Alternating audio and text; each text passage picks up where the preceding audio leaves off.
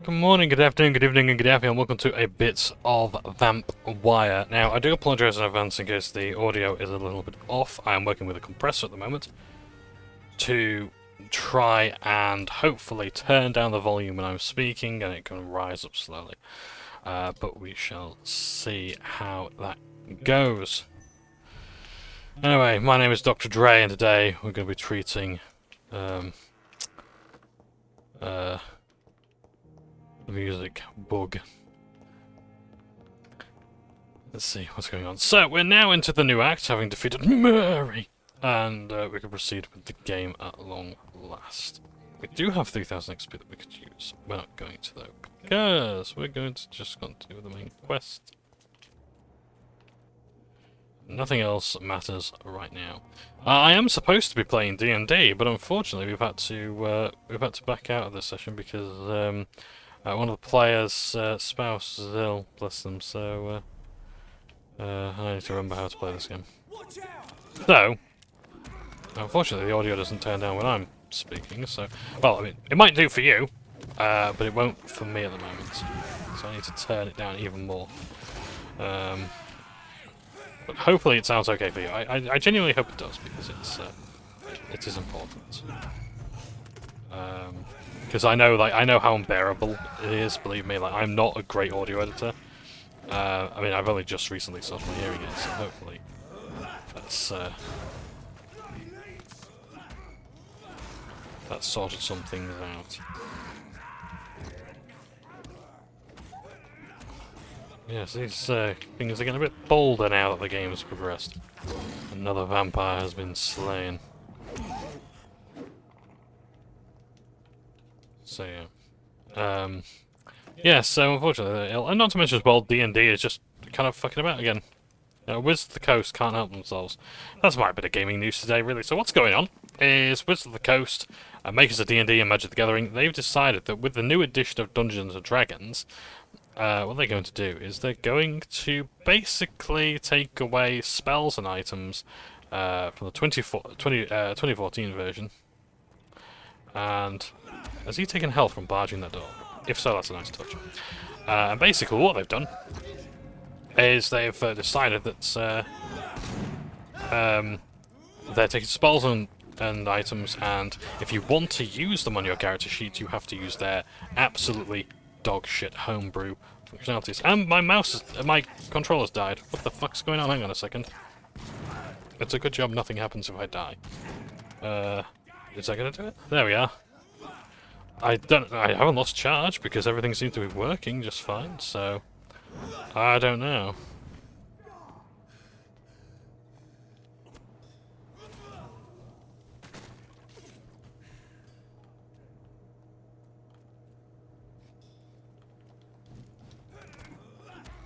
Nice to have some level appropriate enemies as well.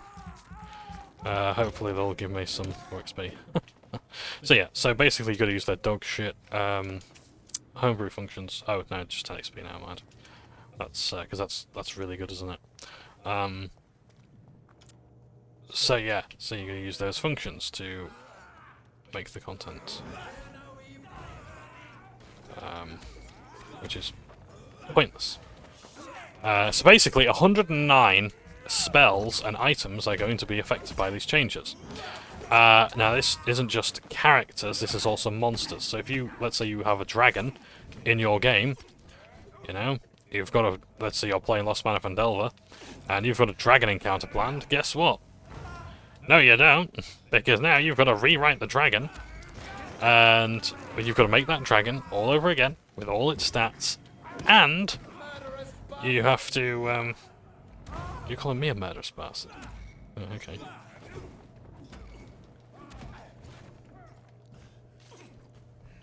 I think I'll use my ultimate ability. Because I'm a bit fed up with them. So yeah, so you have to remake that monster in the homebrew with the 2014 stuff. And you've got to copy those spells all over again. Items, the same thing. Let's say you have a wand of fireball. Guess what? You have to remake the wand a fireball. So if you've got that in your inventory now, you can wave goodbye to it because it ain't going to work. You'll have to re-roll it. You have to remake it. It's going to be removed. I don't exactly know how they're going to do it. And yeah, and it's a shame because like a lot of the people who I followed on the D&D Beyond forums, who I actually liked and were the voice of reason, have unfortunately started sucking cock. So that's not good. And I apologize. No, that's not the right time. I apologize. I don't want to come off as derogatory.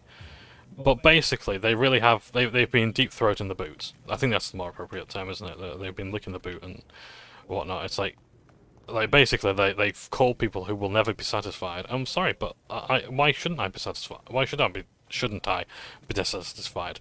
You know, I've paid a lot of money, like triple digits, on Warhammer. On Games Work, Force of Habit, on Wizards of the Coast stuff over the years. Not interested.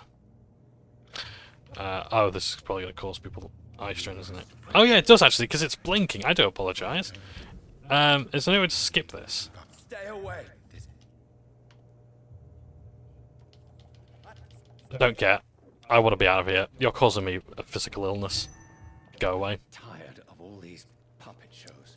I don't want to say. I'm sorry, but that's like I noticed. It didn't take long to notice what that was actually doing to my eyes. Like seriously, that flickering causes me pain. I'm not sitting through it. I don't care who that is. I don't. Even if I did, you know, it's like, well, they just ruined it for themselves, haven't they? Because I'm not sitting through that. I'm not watching that. The best thing I can do is close my eyes and not put up with the eye strain. But even then, it's like, well, do other people have to put up with that? No. You know, I actually don't know if this game has a photosensitivity warning. You know, it mentions sensitivity at the front, but at the beginning, but I don't think it mentions photosensitivity. So the one time I actually would like such a warning, and they don't have it. Jesus wept. Anyway, so Games of the I keep saying Games Workshop, Wizards of the Coast. Yeah, and there's a lot of defenders. I'm like, why? Why are you defending this? It's inconvenience for. It might not be inconvenient for you, great, but it is for me. You know, I actually want to be able to use the character sheet. That's the whole reason why I went to D&D Beyond. I'm so glad that Pathfinder actually has the Nexus. Oh, you've also got Vampire the Masquerade there as well, so I might actually get, you know, I might actually get that and like learn how to play that, and then maybe my darling Dose can play that, because we like our vampires fiction. And like that would be a great way to actually get into it. I'd absolutely spend money on that. Yeah, Nexus, 100%. Or if there's someone else offering free or cheaper tools that offer a lot of automation, and you know, yeah, it's things like this that radicalize me. It really is. It's like when not only is it like it's not only that we're getting screwed over, it's when people defend being screwed over. It's like, I'm sorry, I don't care if you don't find it inconvenient. I do. And I'm expected to take 109 items from my books and just convert them into spells and items? Everyone in my group has to do that for their characters? No, fuck off. That's awful. What an awful shit practice. Like, I'm so glad to be done with D&D. It's a shame because like the campaign I'm currently in, there's only a few sessions away to the end. I'm like, I really don't want it to end. But at the same time, it's like, I don't like 5th edition enough.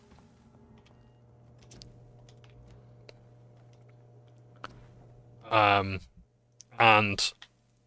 you know, it's like, they just keep making things worse.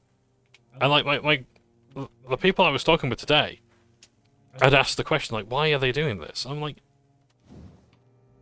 I wish I knew. I genuinely wish I understood this. And I don't. So honestly, to me, it looks like Wizards of the Coast are not confident in the next edition. Okay, don't get me wrong, I didn't expect my tools to be around forever. I really didn't expect to be able to play 5th edition forever. But I took that to mean. But when I say that, what I meant was like, I don't expect to be able to play. The site will shut down eventually, but I would like that stuff to remain intact until it shuts down. The whole point of using D&D Beyond was so that I would actually have the character sheets that I can transfer the stuff to. I don't want D&D 5th edition as... I don't want the D&D books as a compendium. Yeah, I don't want them as ebooks, because, I mean, for a start... Well, actually, no, an ebook would be improvement, because the D&D website is absolutely shocking. Like, let me just give you an example. Let me give you a couple of examples. Like, first of all, dark mode is on character sheets, but it's not on the rest of the website. So, if you plan on reading it without getting eye strain, you have to download a third-party app or add-on for Firefox or something like that. You've got to do the work. The other thing as well, like, there's so many class features that weren't added until years later. Like, for example, the was there a hole in the ceiling up here? Yes, there was. Like, there's so many class features that are missing, just flat out missing. Like, there was like the Steel Defender wasn't added for the Battlesmith Artificer 2 years after its book was released. 2 years. It's like, are you joking? Are you high?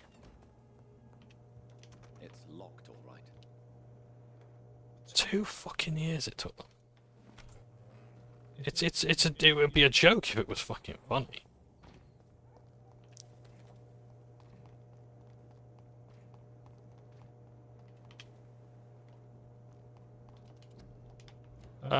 Like, their website is still poor.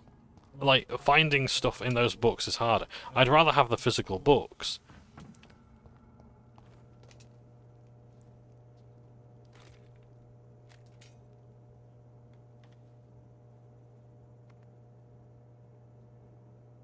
They want war. I'll show them war. Whatever this poor woman did, nobody deserves this kind of punishment. Okay, so can we... Is this an obstacle? Oh yeah, it is. It's an obstacle we can get past.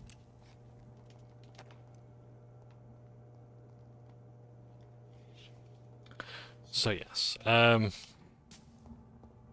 my god, I'm genuinely baffled. In fact, I'm not baffled, it's like... So when I say something is syphilitic, I reserve that for the most, for my strongest criticism. I don't use that word lightly. I reserve that word for the likes of Blizzard, who, you know, can't actually tell me who their player base is, you know? And their design is just completely contrary to one thing and another. I don't understand what it is they're doing here that's going to get them, that's going to get people to do it. Like, is this real? Like, I genuinely, like, have they actually won any players with this move? Yeah? I think the sad thing is that a lot of people will actually just buy D&D 24. They'll just see it and go, oh, okay, I guess I got to do it. And it'll just keep going on and on, because it keeps happening. And yeah, and I've paid into the system, so I know that I've contributed to that problem. You know? But I ain't doing it anymore. I'm sorry, but piracy, I don't care. You don't need to justify it to me, pal. Just do it. I don't care anymore. I don't care who deserves your money. This is what radicalized. It's like, because people are just gonna be shit-heels anyway. And look, you'll make up for those. You'll make up for the sales that I lose from piracy. You'll make up for the sales that you lose from my piracy. Because guess what? There's going to be people who are actually okay with being, again, licking the boot. You know? That you don't have to support this. You know, you can demand, you can expect better, but no, people really don't want to. It's that they don't want to. They don't want better. They actually want a worse service, and I don't understand why.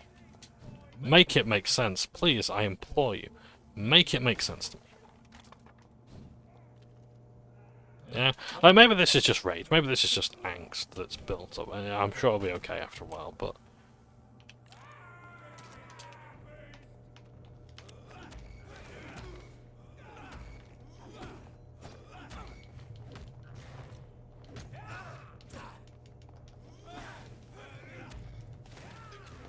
Maybe someone can. Maybe someone can make it make sense. But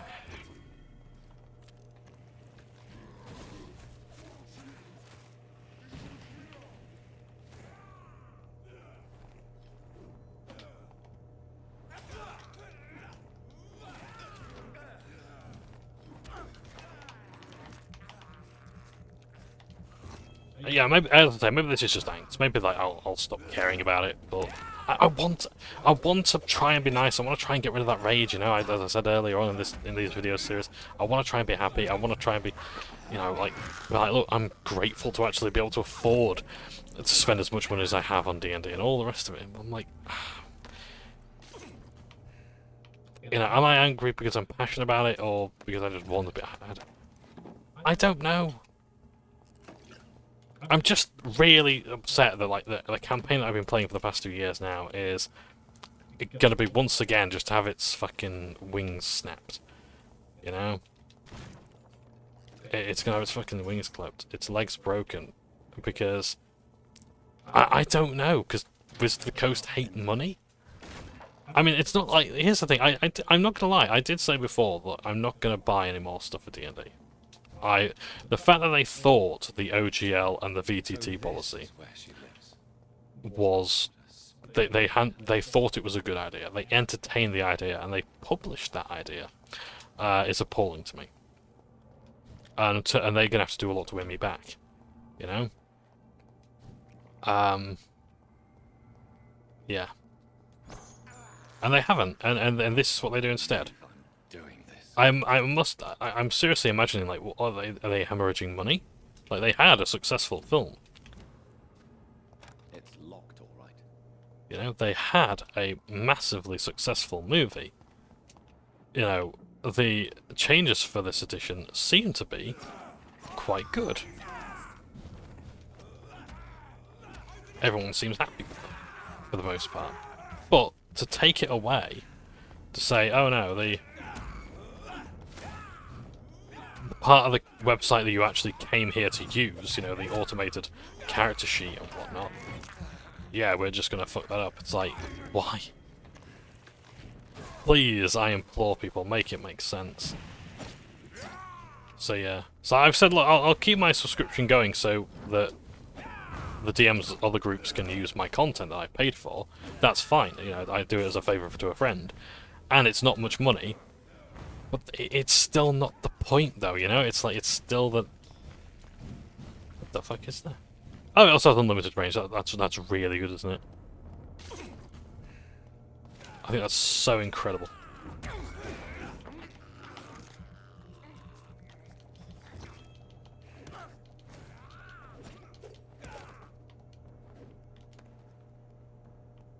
Just a good trigger parts, that's alright.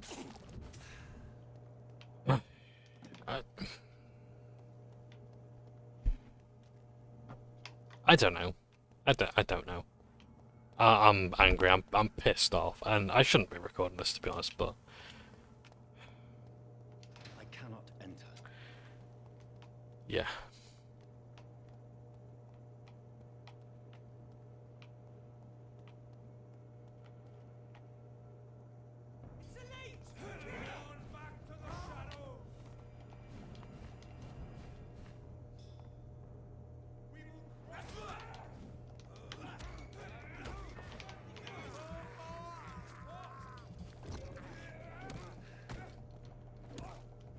He's very resistant to stunning, isn't he?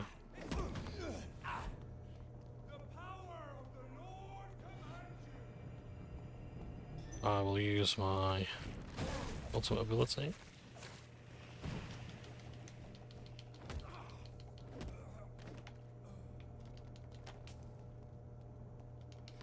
Yeah. Some good news though. Now, I don't know what I can say about Deadlock. But I've got access to it. The way you get access to it is if you have a friend who has access to it, you get access to it as well. And I think it's a good way of doing it. In fact, let me just pause and have a look just before I continue. If I've got an NDA or not. Okay. So just to clarify, the NDA has been removed. Which is great for me. Yeah. I'll turn that volume down, it's a bit too loud for me. Hopefully it's okay for you guys. Yeah, but the NDA has been removed, so I like it. The invite-only idea I think is good. It was a sort of bit of a poorly kept secret as well, but I think the fact that it's... I guess it's like the Streisand effect, I guess it's their marketing. The idea that you say, don't talk about it, people want to know more about it. Yeah, if you ban a book, people want to know more about the book. People get curiouser and curiouser. Hello. One of these blokies.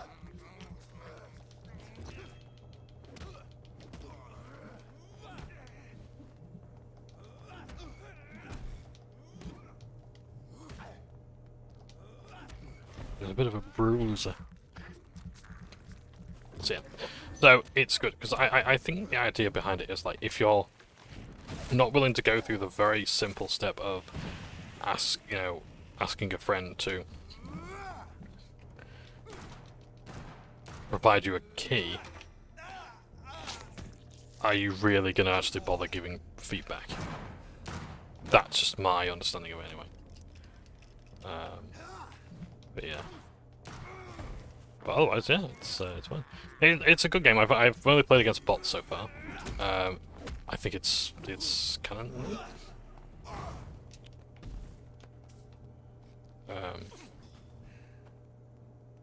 Yeah, not much more to say than that. It just seems. I just think it's neat. I've sort of been yearning for Battleborn. If anyone remembers that, and it's like, it's not quite Battleborn. I see the comparisons, but it's more like Paragon, if anything. And it's fine, but it's very Valve as well. And I don't mean that in like a disparaging way. It's just like, that's just what you want. Like, if you want Dota, then I think you're gonna like this. But I don't know.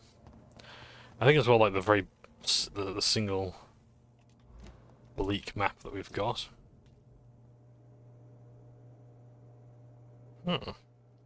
Seems to be new. Yeah. There is that concern as well.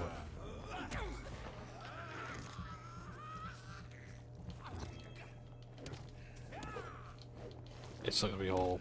Yeah, I hope they do. I hope they move away from the Dota thing of like, we're just gonna have one map. Because I get it. It's like, like that's what Valve does really well. It's like they can actually make fun game. They can make the gameplay stand on its own without additional maps. But yeah, I think like they have shown other maps as well. Maybe I don't know. Maybe that's just because I'm playing against bots. They're only seeing that. I guess one tutorial map.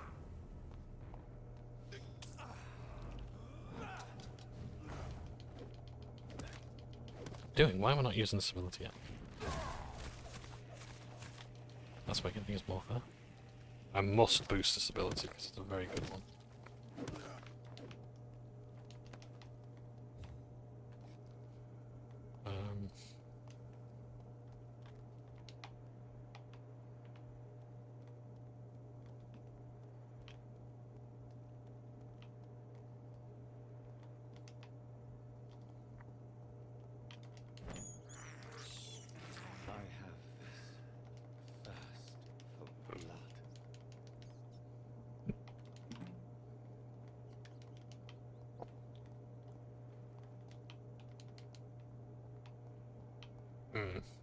So yeah, so it's a deadlock seems fine.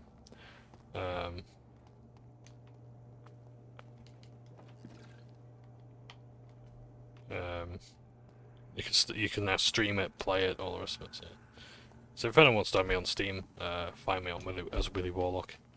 You can do, and I'll add you. I only really, like, no offense, but only for the purposes of actually getting you the code.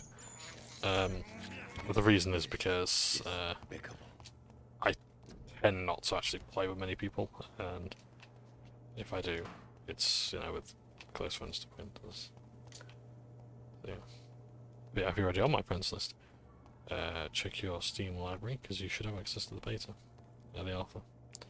But yeah, it's still experimental. It's still trying things out. It's locked, all right. But no, it should be okay. But it's all right.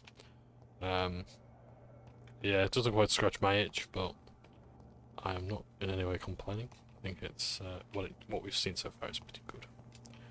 But yeah, there's no progression either so far. It's like there's no skins, no leveling. You know, it really is just like testing the core gameplay first. Ashburni's mansion. It's very bright. I can tell it's unreal. Reid, welcome. How are you? As good as one can be, considering the circumstances. Yes. Death and affliction seem prevailing themes of late. Please, come in. We have much to discuss. I hope I haven't disturbed you. Not at all. Actually, I was counting on you visiting me tonight. How strange, this painting. Beautiful, melancholic, yet with a haunting dignity. Indeed. A long time ago, a friend asked me to paint this for him. But I kept it in the end. I did not know you were a painter, my lady. There are many things you do not know about me, young Ekon.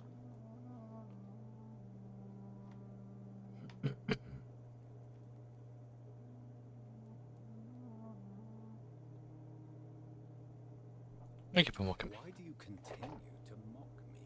Please excuse my behavior, Jonathan. I tend to tease my friends when uneasy.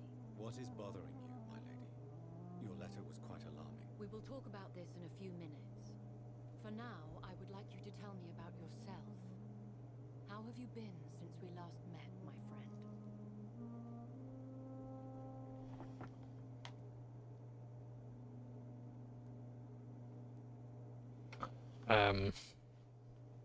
I will say I like those moments where the game checks on you and your state as a newly turned vampire. This is important in things like Vampire the Masquerade and especially Requiem, because like especially in Requiem you're a new young vampire and you're sort of dealing with the consequences of being turned. My sister Mary, she was made a vampire in the same way I was. She was the one killing all those people everywhere I went. Vengeance is a powerful force for those betrayed. Made vampire through careless error. Victims by surprise.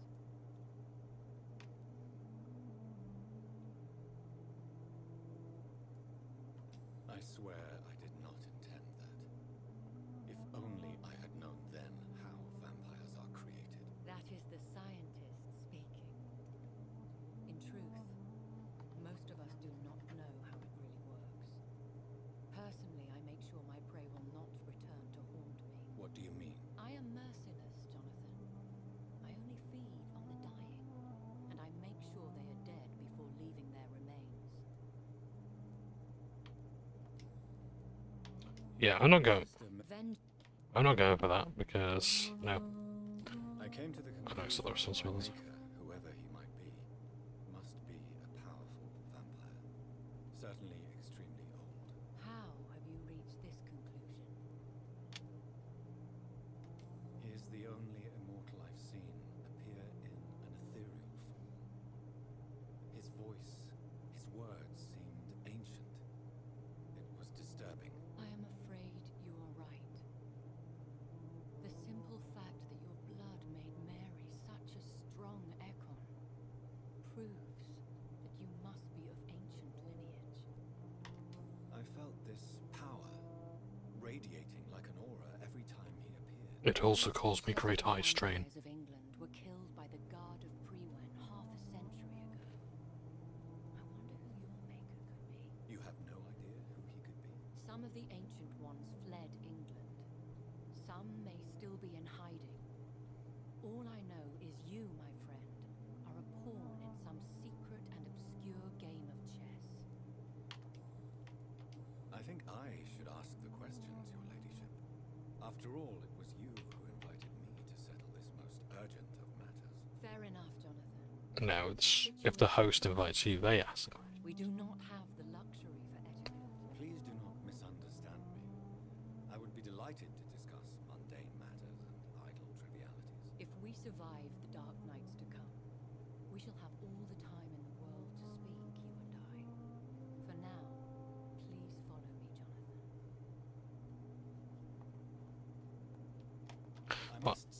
Why was there an option to call me It's exquisite. Jonathan if the game's just going to do it anyway, Of living forever is having the time to be selective. and the other ones don't matter?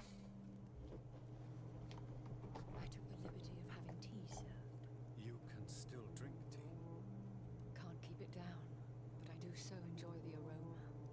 Let us toast to make believe, and of course to your health, Jonathan. And to yours, my lady.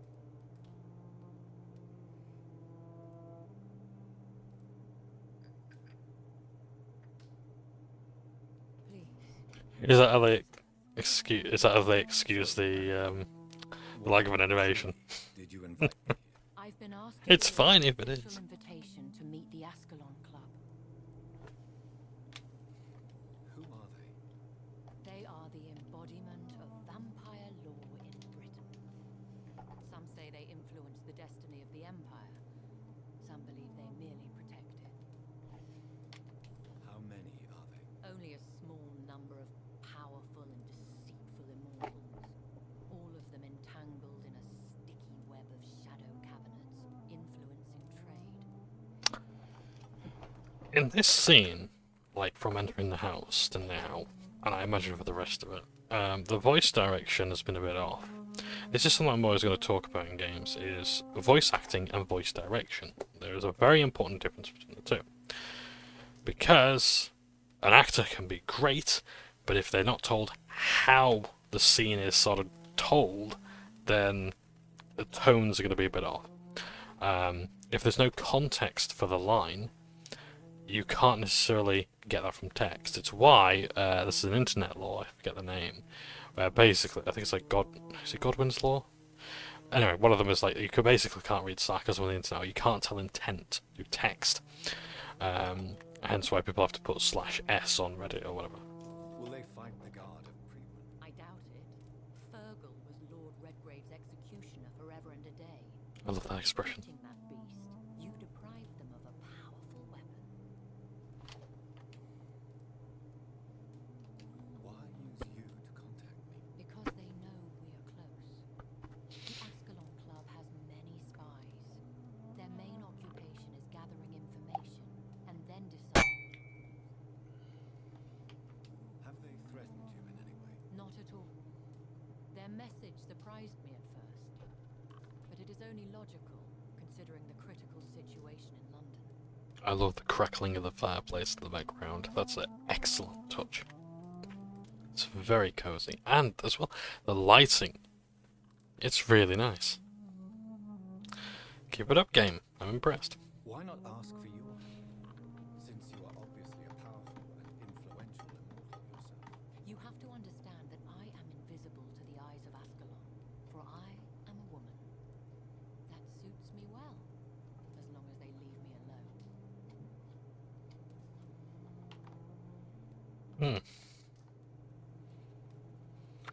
Again, that disclaimer at the beginning of the game.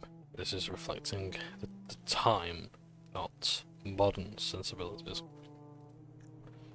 Should I trust them? Of course not. And again, these are not the good guys. They can be very useful, but I believe their long-term goals differ from yours. Why meet them then? Because nothing truly important can be achieved in this city without their consent. They could be powerful allies in this current situation. Should I lie to them? We all lie, Jonathan. It falls to you to choose your behavior. The most important rule is to show them due respect. Okay. They have done nothing but impede my investigations since I became known to them. Why would they want to see me now? I guess they now see you as Ascalon material. They must have found out what happened to your sister. Proof of the potent blood flowing through your veins. I'm not sure I can accept their invitation. I have seen their handiwork. How Fergal the Beast imposed the club's law. You have no choice, Jonathan. Even I would not openly defy Lord Redgrave, the chairman of the Ascalon Club. What can you tell me about Lord Redgrave? Who is he?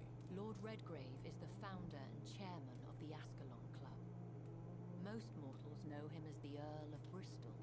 He is is rich and extremely influential. Hmm. Have you met him? Only on rare occasions, for he never goes outside the club. And women are not awarded membership, even immortals. How old is he? How long has he been a vampire? Lord Redgrave claims to be the progeny of William Marshall, the most valiant knight who ever lived. If that is true, he could be very old. How powerful is his reach? The Ascalon Club may be the most influential secret society in England. Not all its members are immortals, but they are all very powerful. They are not all immortals. How is that? The club is mainly comprised of political figures who seek the safety and expansion of the Empire. The most loyal are awarded immortality. Any familiar or famous names? As the richest, most relentless British tycoon, Aloysius Dawson is considered ideal Ascalon material and has been watched for years. Right, but How that's not what I asked, though. Oh, I suppose, yeah, how powerful this is. Never mind, yeah, but I was thinking, like, well... See, The Ascalon this is what I mean, any familiar names. That sentence there should tell me, if what was the follow-up question? any familiar? as the Yeah. So I was asking about members of the club, not who they're seeing. That doesn't tell me anything. If you are convinced I must meet him, I will heed your advice. Thank you, Jonathan. I understand your reluctance to brush shoulders with London's vampire elite. But we have no choice. Is the situation that critical? Yes. The Guard of Prewen has called for a second great hunt of our kind. And they will stop at nothing to eliminate us. Will the Guard of Prewen and the Ascalon Club fight each other? I doubt it.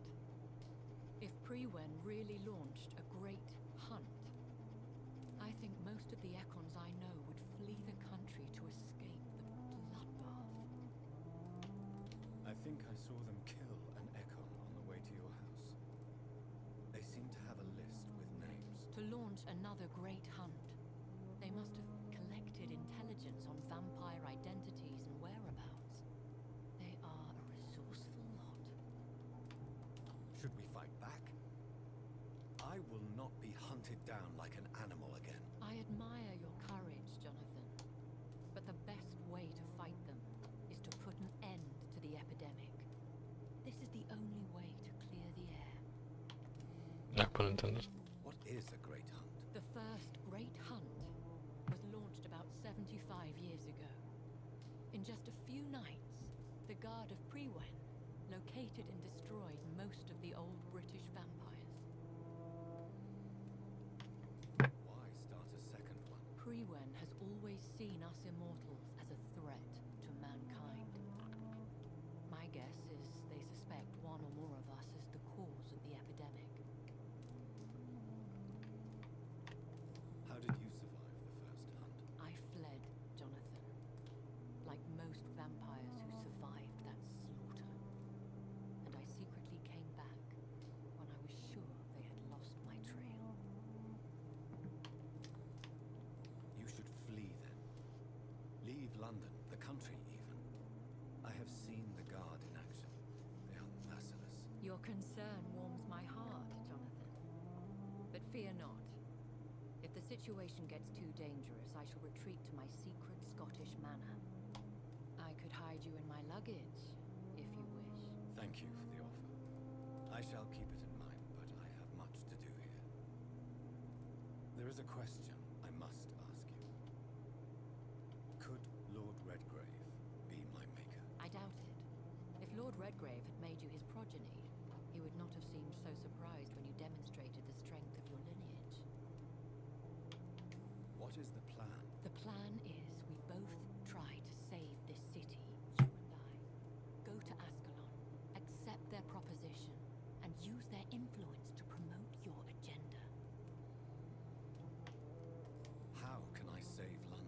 epidemic is the priority. You must find its origin and put an end to it. This is the best way to solve the crisis. What will you do? I still have contacts and old friends in this town. I shall make some inquiries and attempt to learn more of the situation. We need clarity. Will I ever discover the identity of my maker? Maybe not, Jonathan. We know for sure you were made by a powerful vampire, but most of those fled England long ago. Please forgive my bluntness, but I have to ask. Was it you? Did you make me? Oh, Jonathan. I know you shall always have a gnawing doubt about who made you an immortal, but I swear I had nothing to do with it. You have no idea at all. You seem to know so many things about the secrets of the vampire underworld. Even if I had my suspicions, I would not dare give you a name so soon. All I can say is this. I will make inquiries and keep you informed. One day soon, I will have to find the answer to this mystery. And I shall help you in your research, I promise. For now, you must go to the Ascalon Club and play their game. Will I see you again at the Pembroke Hospital? No, you will find me here if you need me. I shall conduct inquiries alone, and we can then share our discoveries. When will we meet again? As soon as you meet Lord Redgrave, I suppose. Fear not, my dear. I shall only be a heart's beat away. Will you not visit Pembroke again? No, I must remain discreet and avoid attracting attention to Pembroke Hospital for the time being. But how will you sustain yourself? I shall not, Jonathan. Fear not. I'm used to it. I want to thank you for all your support and your help, my lady. Could you do me a last great favor and call me Elizabeth? I should be honored, my lady. Then it is settled. Finally, some good news in these dark hours. Thank you. I appreciate the advice. I had best prepare myself to meet this Lord Redgrave now. How thrilling to meet the Earl of Bristol in the flesh, so to speak. Something tells me you're not very keen on the man. Don't get me wrong. The gentlemen of the Ascalon Club are honorable, but their attitude and opinions are somewhat antiquated. I see. As long as they deny access to female applicants, I will leave them to their antediluvian considerations as to the natural order of things. That's Diluvian. I like that. Jonathan, promise me you'll be careful. Of course. But why the fear in your voice? That was a careful choice of words, wasn't it? Jonathan, I am. I mean, really look at me, young Ekon.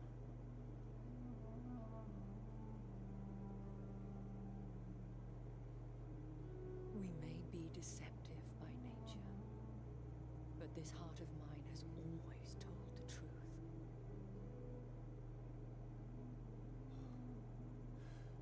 Elizabeth. Go, my friend. But come back to me soon.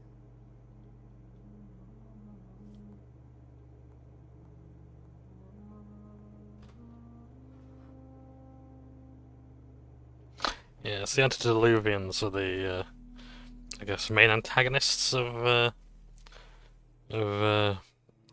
Vampire the Masquerade, and that they were... Antediluvian means before the flood. The deluge of the Bible. So, time to visit the Ascalon Club. And so we go.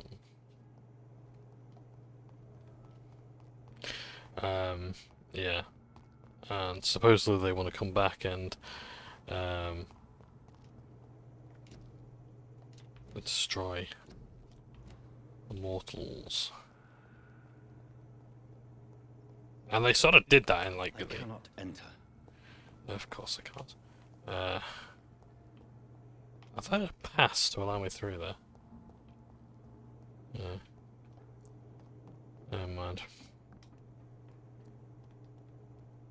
That's where we're gonna go next. Yeah, they sort of came back and like there was a scenario where basically like, you were meant to lose no matter what.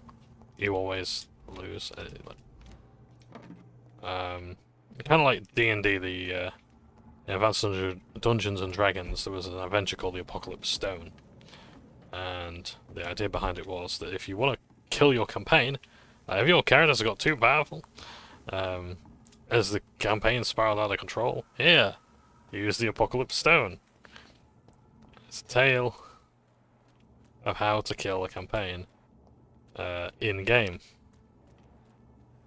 So yeah, It's locked, all right. just from a different time.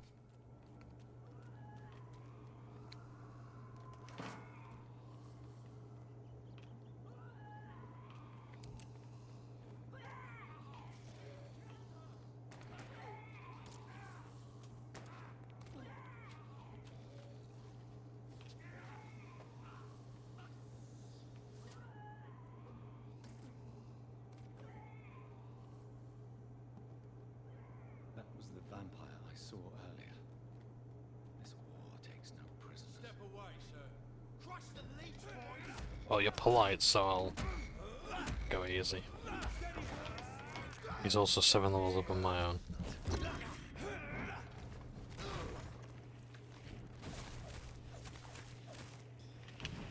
Right, I need to deal with you first because you're the weaker one.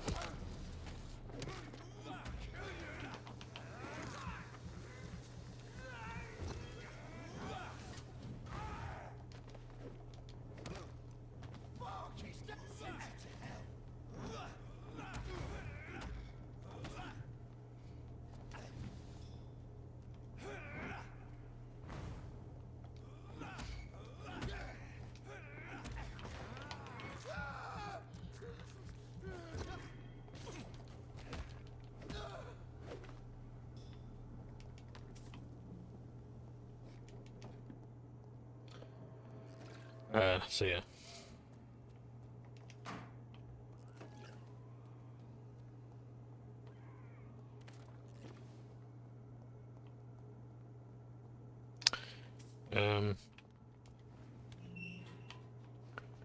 Yes, but Deadlock's good.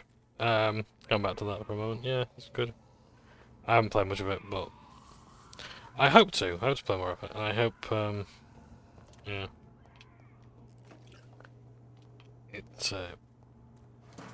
it works out.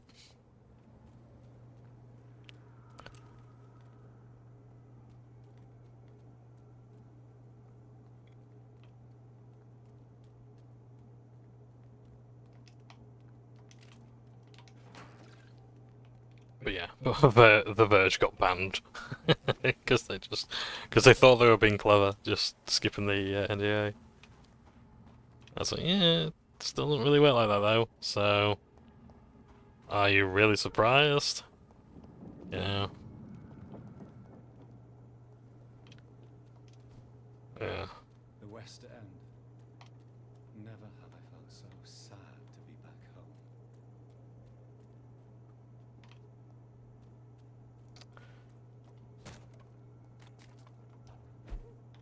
Mind you,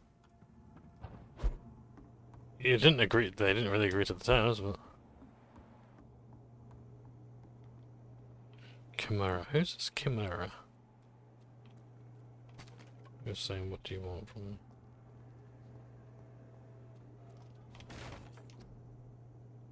What munitions for? Yeah. Okay.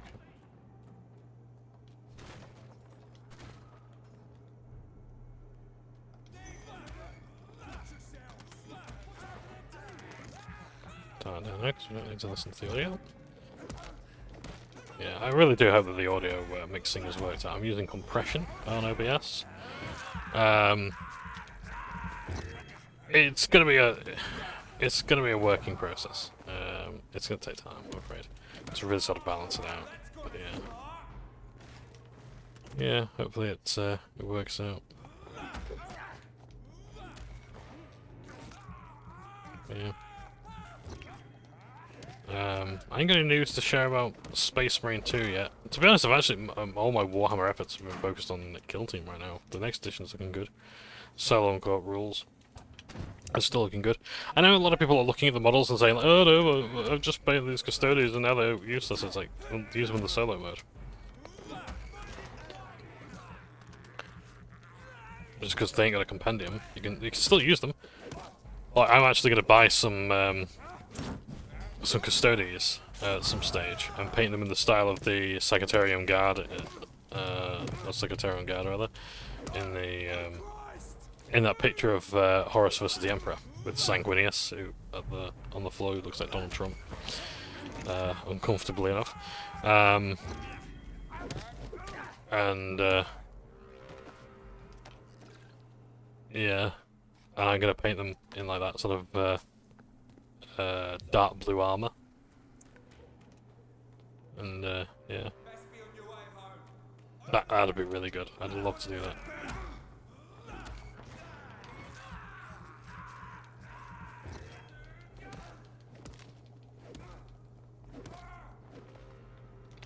So yeah, so I could use them for the corporal and solo rules. And they basically have just taken like acolytes rules and done that. So, but again, in the new kill team style, because they've wanted to focus on like simplification and whatnot. And that's worked out quite well. I'm looking at some of the rules. It's like, yeah, it actually does seem a lot cleaner. Yeah.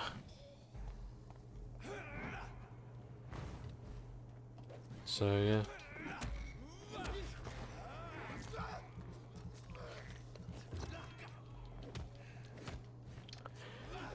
Bit of a tangent because I was talking about D&D and now Warhammer earlier. I'm trying to find out like what else I want to do once D&D's over, because like that's the most social interaction I have besides with my partner. And it's interesting. Like I was reading like this morning about how like what the fuck happened there? Oh my god. Anyway. Excuse me 1 second. Everything's good. No, thank you, I don't. No, I don't. It's... Right. Sorry about this. Right, back to Vampire. Yeah, so I'm trying to get like what I want to do after D&D, and apparently Lancer is looking like the next game. So that's good. But the thing is like, I want to play Lancer, but it's like, how many people are going to be playing it again? And are we actually going to have like a sustainable group out of it this time that can commit to games and whatnot? And because the thing is that basically what I'm having trouble with is my partner and I are looking to like probably move in together soon, and I'm trying to think about like how. Yeah, sure, okay. I'm trying to think about how, like what to do in terms of like social interaction. Well, I'm actually discovering that quite a few people in this, especially men, are like sort of in this similar situation where it's like there isn't really that much of a friend group thing anymore. I know that like men's health and loneliness and whatnot as a massive epidemic about that, and it's like actually getting a sustainable group together. It's pretty tough. So I'm thinking, like, what should I do?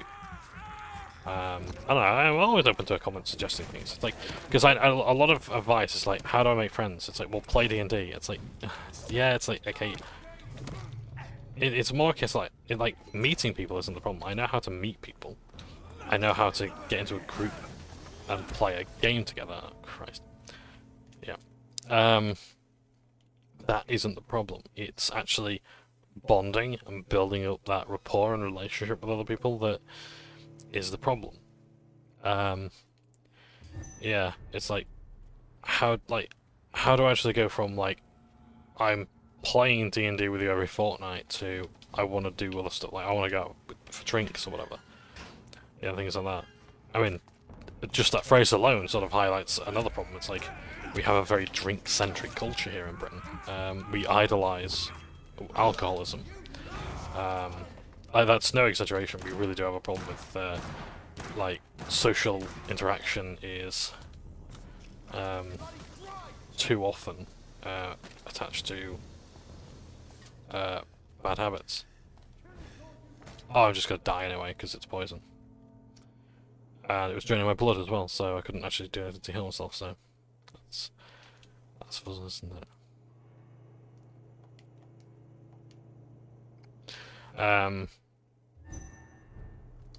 So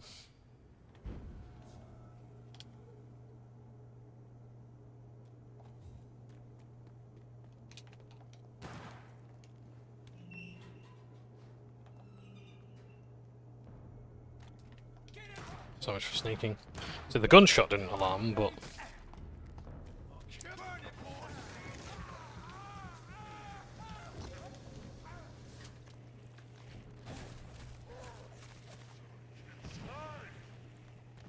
Want some of that?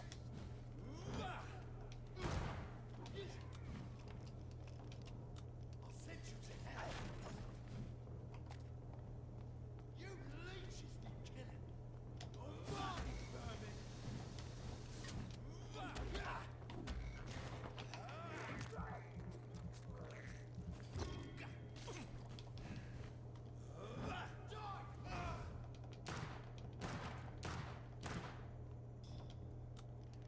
Killing's all you deserve.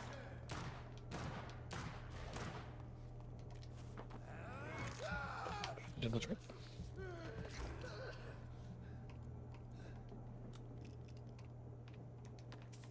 An XP.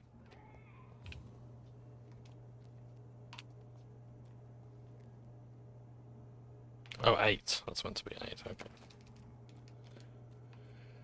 The Ichor's threat. The Ichor's threat.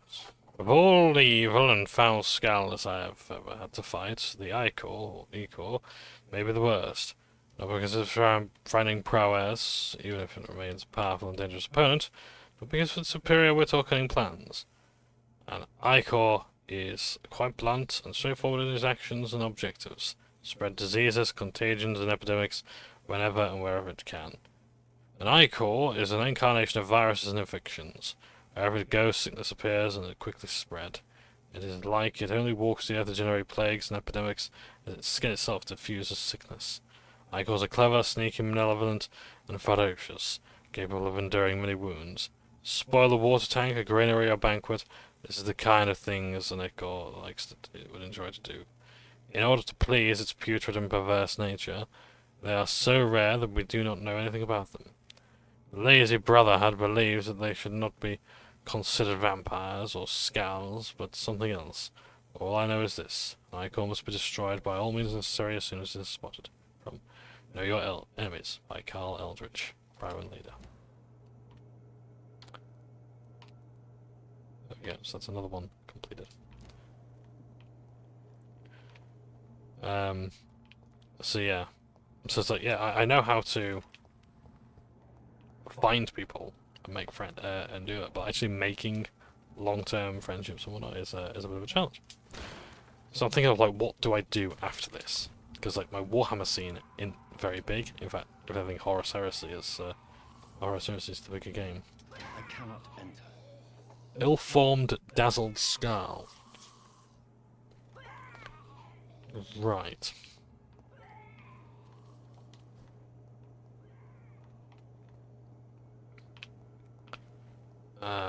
So yes, that's becoming a bit of a problem. So I'm trying to think of like, well, what am I going to do? I was reading recently how like, because of like churches, like even like I'm quite critical of religion and whatnot. Like churches, because like the lack of, because like community's gone and like time to spend with other people is gone. We've sort of lost a lot of that, and now it's like the partner is now, I guess, like everything. They're your religious icon. They're the religious icon. They are the, you know, they're the social group. All this and the other, and it's way too much to handle. You know, it's like they've got to be all things to all. So they've got to be all things to you. That is clearly missing from the community aspect. And I've noticed that actually, that yeah, like the only person who that I'm really, I guess, friends with right now is my partner. And not that that's bad. She's an excellent friend to have, but we don't really do, you know, social circles and whatnot. Like, we don't have guests over for dinner or a board night game or anything like that. You know, it's like, you know, and that's kind of what I want in a way. But who's got time for that, you know? And how do you dedicate the time to go out and meet people and actually build up that rapport and whatnot? Like, we used to go to Friday Night Magic, but it's like, it's such a commitment. Not to mention as well, there's a few conflicts of interest by going there, because, as I said, I work with some people who are clients, so it wouldn't be a good idea for me to basically be seen in the case things go wrong. But yeah, it's probably not that bad, but you know, better take the precaution, you know.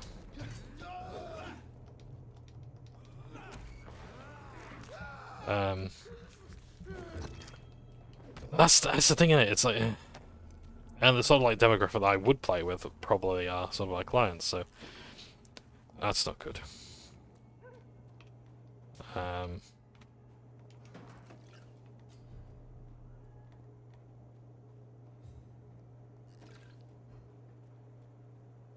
Who the fucking hell is that? Ascalon Club, the heart of British vampire society. Quite as subtle as I expected. Alright, I saw you first, but first I'm gonna have a look inside this place. And loot it if necessary.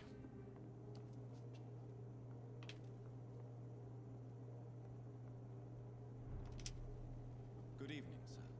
Please forgive me for disturbing you. I'm a doctor. I never judge a man by his title, but by his attitude. And you are not disturbing me at all. I am Calhoun Russell, and I welcome you. Well, I must admit it was good to receive a warm welcome. I'm Jonathan Reid. Welcome, Dr. Reid. Welcome to my humble shop. I may have a look at your goods, Mr. Russell.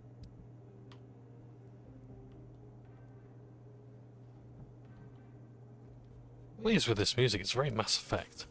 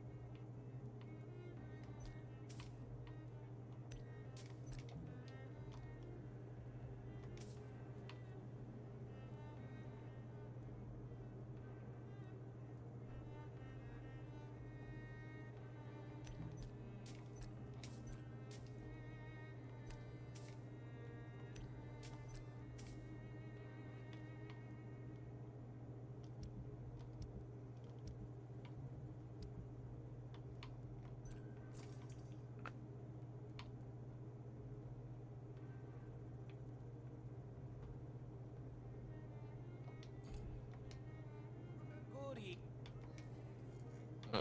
Oh, there, God. Situation in this part of town. Life is good and peaceful. We're lucky to live in such an era of progress and wonder. Are you not concerned about the epidemic? Oh, I'm sure the authorities would take the appropriate measure if the danger were that high.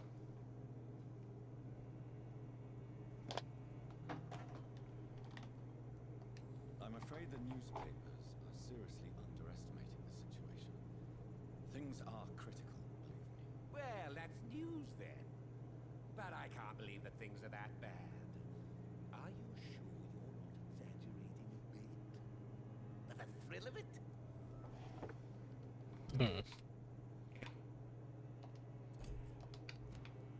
What can you tell me about this place? I recently found the best steak and kidney pie in the city.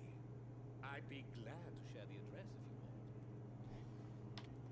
Finding a good restaurant. Is that really all that interests you? Oh, I have many passions, but nothing brings me ecstasy like subtle and exquisite flavors from my teeth to my belly. You can tell this guy had a lot of fun. must confess, I have quite specific tastes when it comes to nutrition. Really? Well, I'm always happy to try new exotic meals. If you ever find an intriguing table, please share the address. Is it not a little too late to be trading? On the contrary, it is the perfect hour. Believe me, my friend, it is always at night that you meet the most fascinating characters. But what about the epidemic? The bombs and raids? And all the random violence? Please, sir, this is London, England. We will prevail. And if a bomb must fall on my shop, then I'll be there to hear it falling. So you prefer to work at night? Oh, I also enjoy a sunny day like everybody else. But the night always has a certain je ne sais quoi of its own.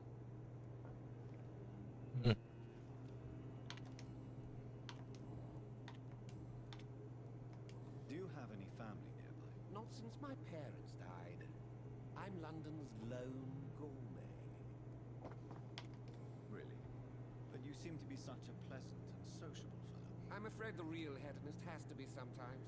I discovered ecstasy as a solitary pleasure, but it does not mean it can't ever be shared.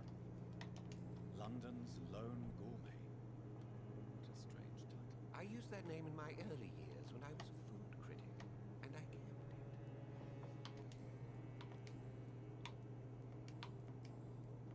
I may...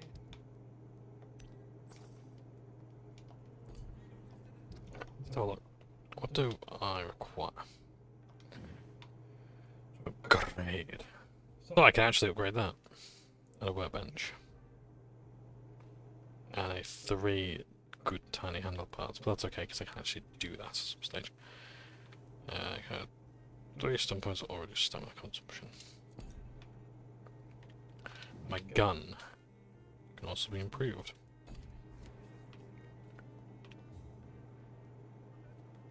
Don't let any strangers come into your house. Good evening, sir. May I have your attention, please? Come on, Johnny. Don't you recognize your oldest friend? Clarence. Clarence Crossley. How are you? My God. So you survived the war too. So sorry I didn't recognize you at first. I almost didn't recognize you either. War does that to men, I heard. In my case, it was true, for I witnessed the horror that lies underneath. When did you escape the war and return to London? You know what's funny? I almost never think about the war. Not anymore. I'm involved in another kind of battle now. What is this new battle? I saw terrible things during the war. Horrors I thought I'd forget. They're here too. They're everywhere. Vampires. I know what you mean. I haven't had much time to think about the war either since my return. Of course. The epidemic, I bet you've been busy as well.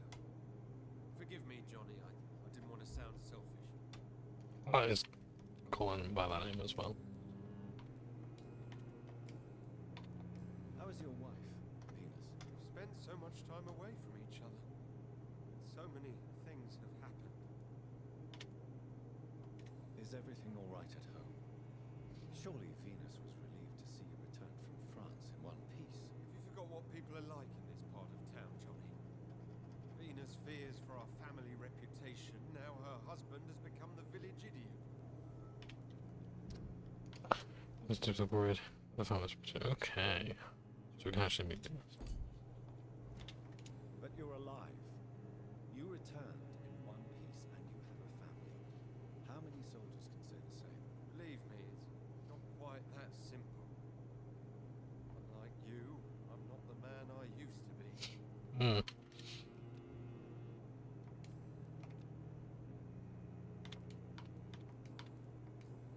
Do you need... It's a little late for visiting hours, don't you think? What can I say? I haven't lost my old habits. I hope we're talking about the same habits, old friend. You need some rest, Clarence. You should try to sleep.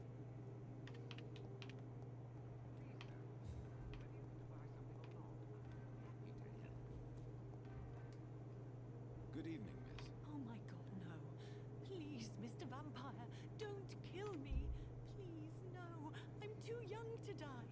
I still have so much to offer this world. Wait, no. Why do you think I would... What? Don't worry, Dr. Reid. I know you wouldn't harm me. Mother told me you were in this part of town and might drop by. Your mother? My name is Charlotte, sir. Charlotte Ashbury. My mother taught me long ago how to recognize the signs that betray a vampire. I understand she also taught you how to tease and gently mock innocent young Ekons. It's a pleasure to meet you, Miss Charlotte.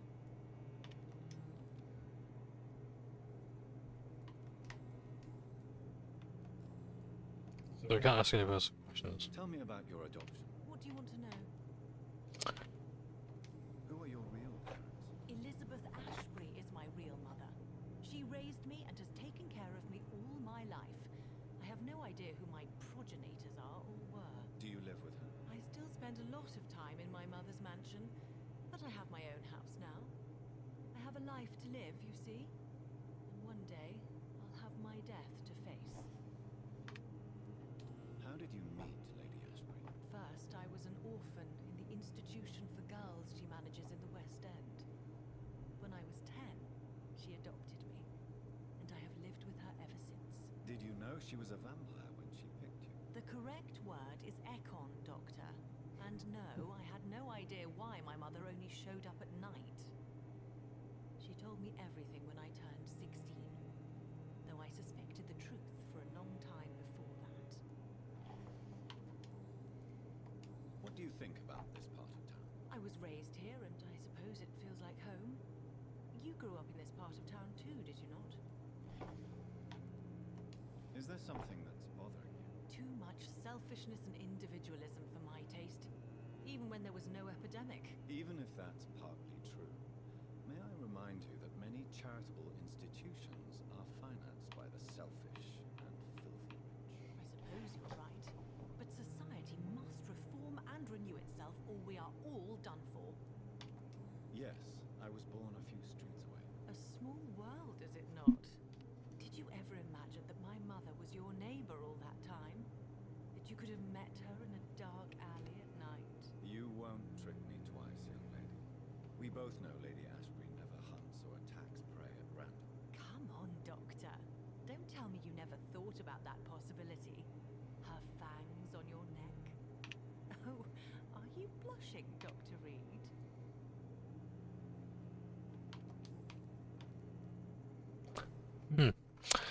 What are you doing out here? You mean what do I do outside at night since I am a woman?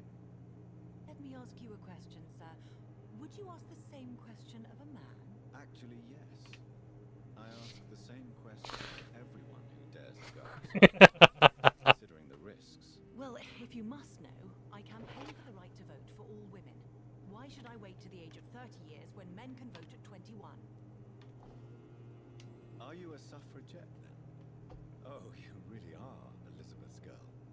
Without a doubt. All adult women have the right to vote in the US, in New Zealand, and in Australia. But women here can't vote unless they are property owners. No need to convince me, Miss Charlotte. I have shared your opinion for a long time. Even before I met Emmeline Pankhurst. Really? Oh.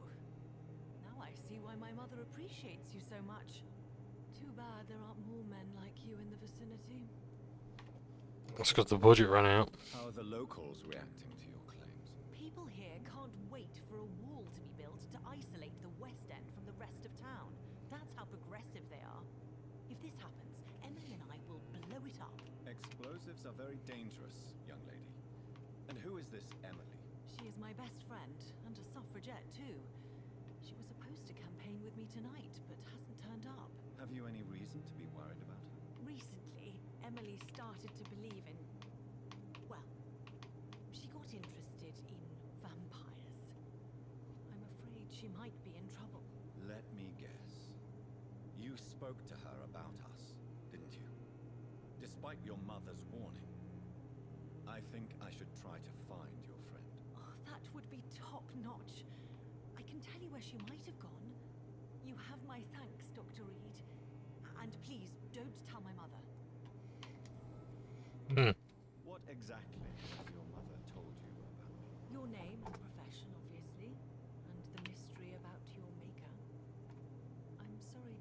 about what happened to your sister, sir. Mother says it was not your fault. Does it not scare you to know what I am? What your mother is? Why should it? My mother is the most compassionate woman. Must I be wary of her, Dr. Reid? Or you?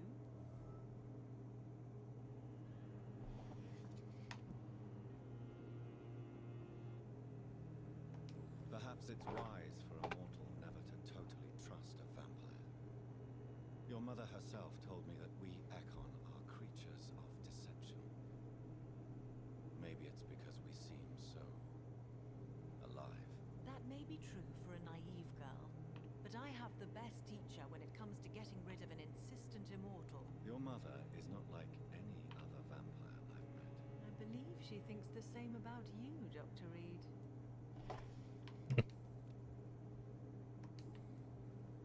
Ah. Do you know why Lady Ashbury chose you to become her daughter? No, I don't. Each time I ask her that question, she smiles and says it's precisely because I dare to ask such questions. Do you ever regret that she chose you? Of course not. Though I often wonder if she adopted others before me. If so, where are they buried? How was it for them to pass through life with a never-aging mother? Hmm.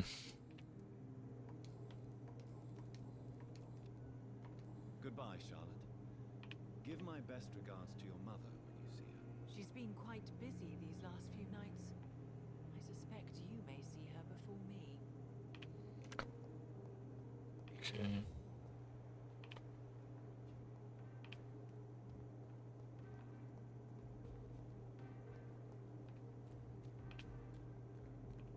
This is Redgrave's estate. I think I might have to call it soon. I'll do a quick break and then we'll talk to Redgrave.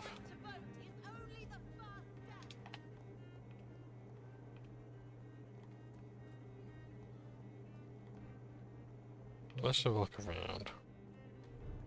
If I come across another NPC or enemy.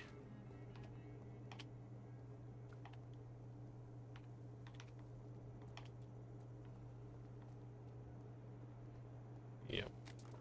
I want to take a break since I don't really want to get into too much right now.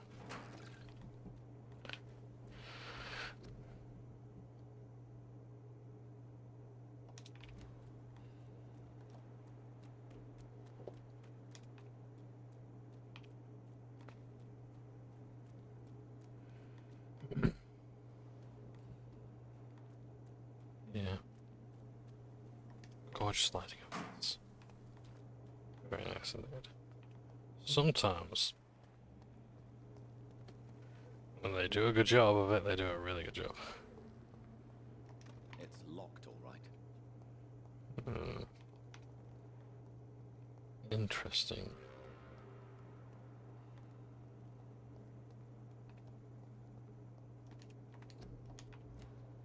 Yeah, just doing a bit of a tour at the moment, just seeing what's going on.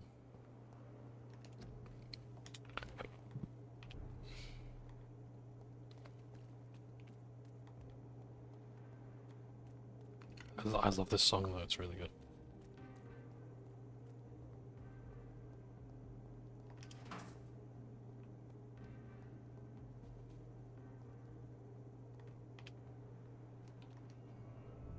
Oh. An area. Okay, let's have a look. Let's have an explore. Embankment sewers.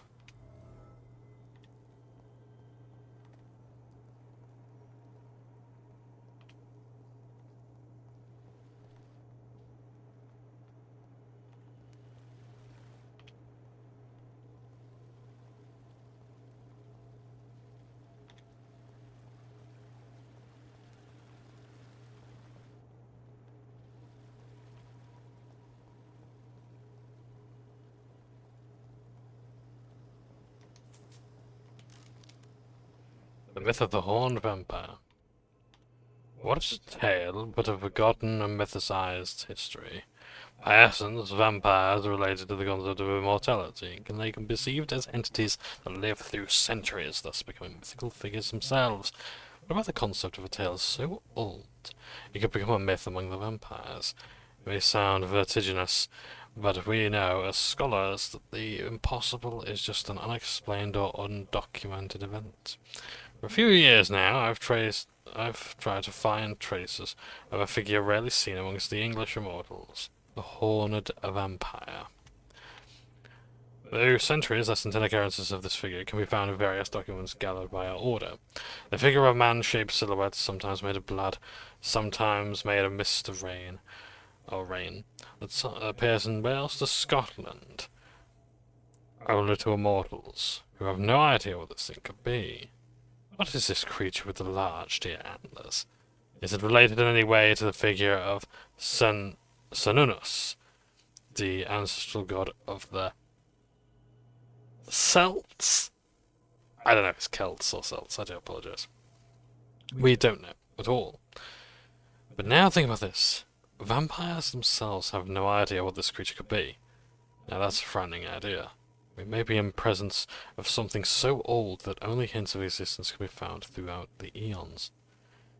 If this is true, we, as Brothers of St. Paul, need to investigate this entity, for it could help us understand the forgotten origins of vampires. As a reminder, I have this letter as a transcription of the only written evidence we possess concerning the Horned Vampire, the odd poem entitled The Dreams of the Red Queen, supposedly composed by this entity. According to some vampire testimonies, this creature has sometimes been heard singing it briefly, appearing somewhere in Great Britain. I urge all our brothers to study this text and consider it a testament of forgotten history. 12 dreams for the Red Queen under the crown of stone, that she may linger longer, with eyes kept closed, 11 thorns blooming from her troubled brow, awaiting the next harvest to be gleaned at brisk springs. 10 copper veins ripped from the belly of the earth, melted into tears flowing towards banished brothers. 9 glorious pyres on the scorched plain, to punish those whose hands were slow to obey. 8 voracious beasts born from 8 restless nights, their backs hardened by their race with the sun.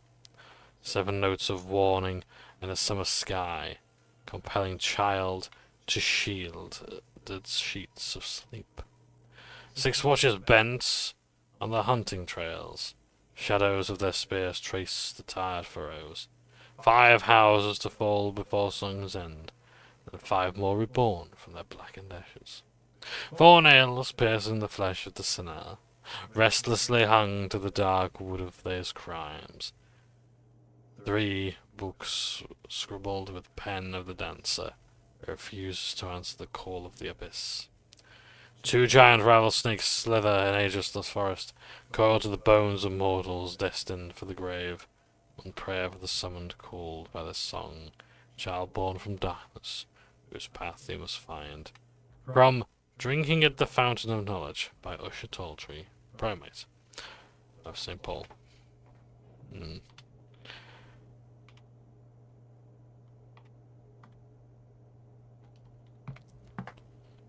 that was...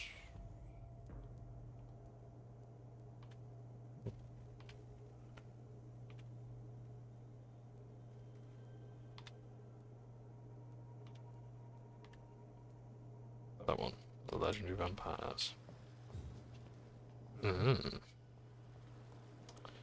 Most interesting indeed.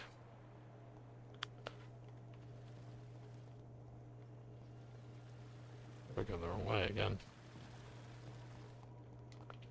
To say I love sewer levels, I can't navigate them for shit, can I?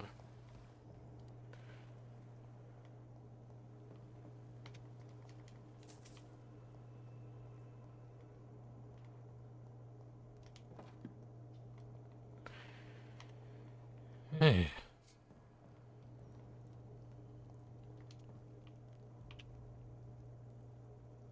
Oh.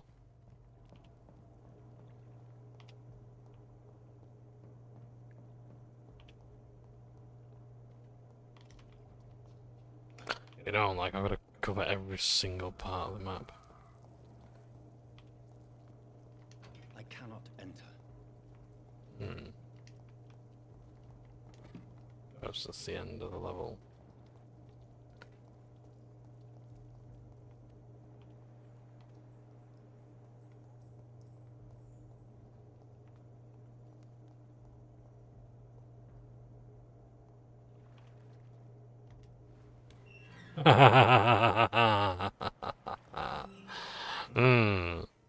How familiar.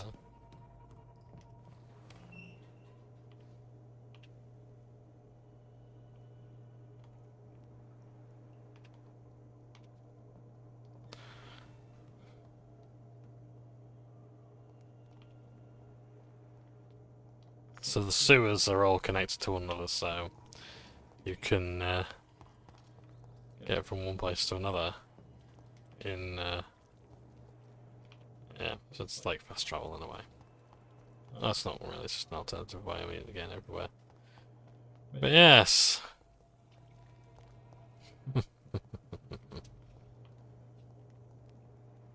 Interesting. You can see where the map sort of ends there, and the water assets sort of just laid over it.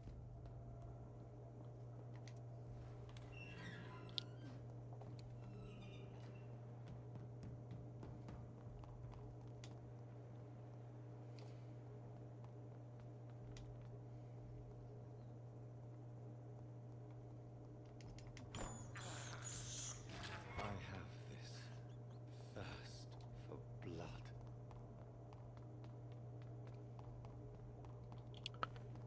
So yeah.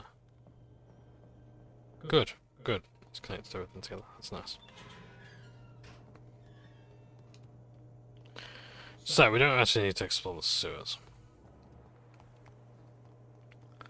I'll tell you what, should we actually just wrap up and see Redgrave and then go from there? Because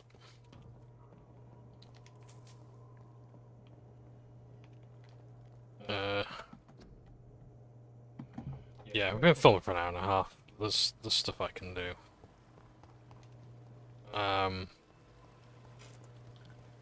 Yeah, to be honest, I'm absolutely naked, but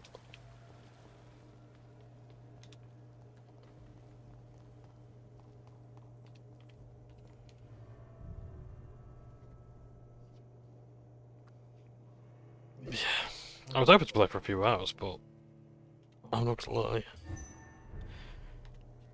I don't think my heart's in it today, to be honest. I was hoping to play D&D, but just yeah.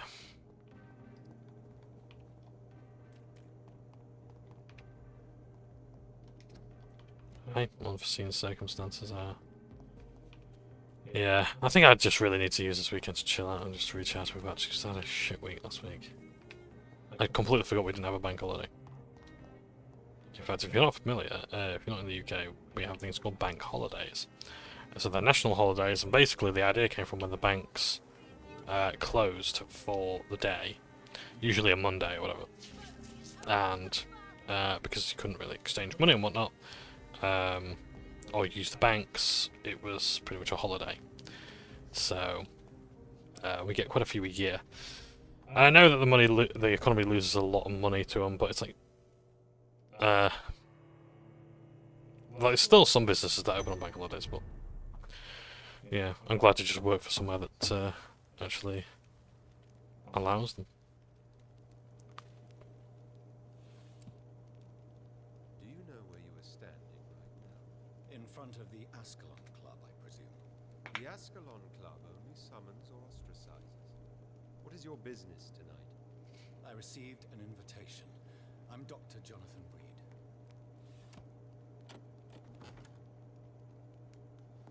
Welcome to the Ascalon Club, then, Dr. Reid.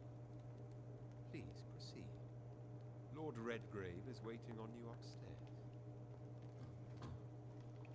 Jesus.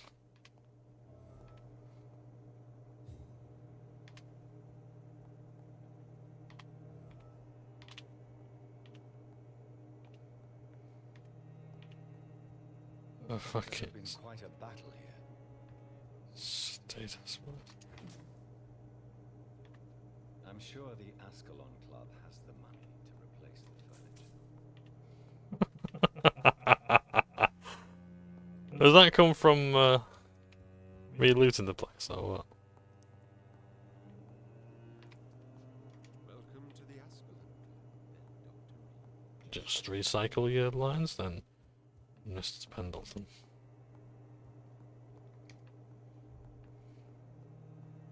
That reminds me, I must play the Solid. The history and purpose of the Ascalon Club. The Ascalon Club is an association of gentlemen secretly aiming for the protection of the Crown's interests.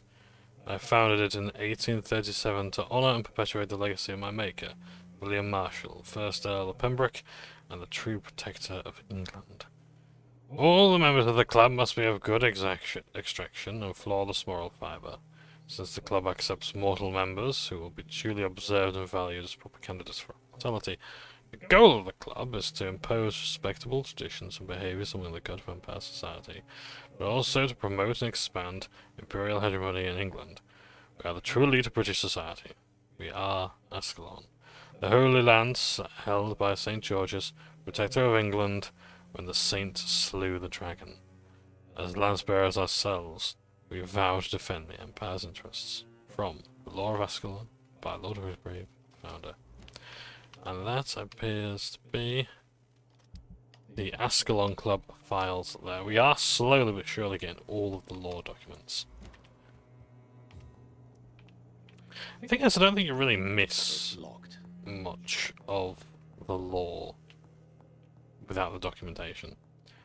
There isn't a whole lot, especially when you consider how few documents there are there to collect. Most of it you're getting through the game.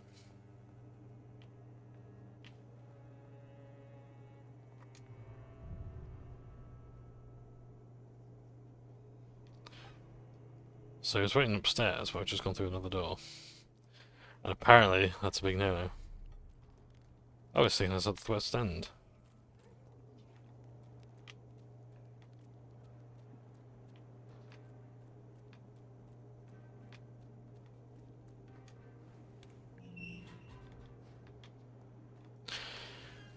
Okay, so we've got another way of getting in, that's good. Let's proceed back indoors.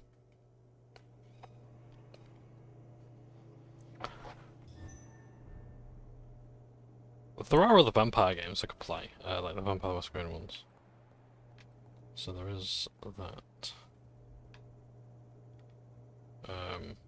Once this is done.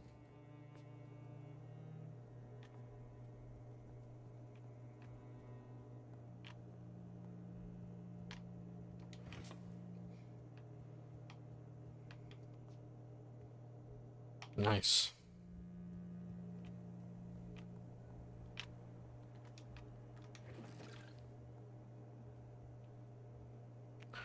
Unknown.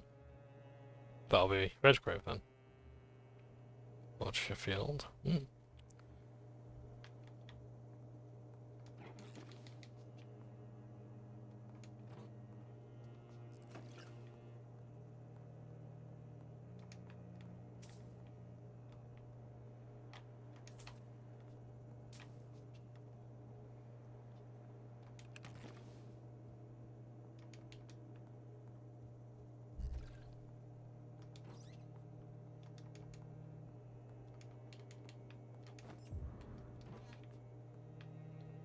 Key to the Ascalon Club's basement.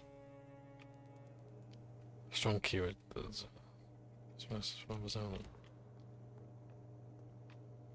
I don't think I'll be paying attention to that. I think I'll let it go straight on.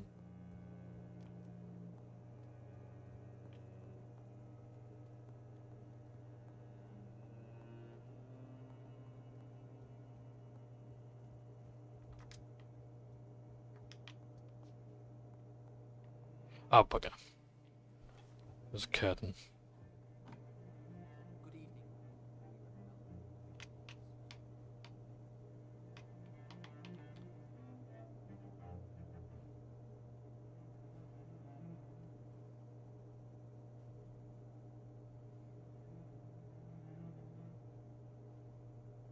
My good friends, if I may have your attention. Behold our visitor, the good Dr. Reid. Newborn of blood so pure and strong that even my friend Fergal Bansher was no match for him.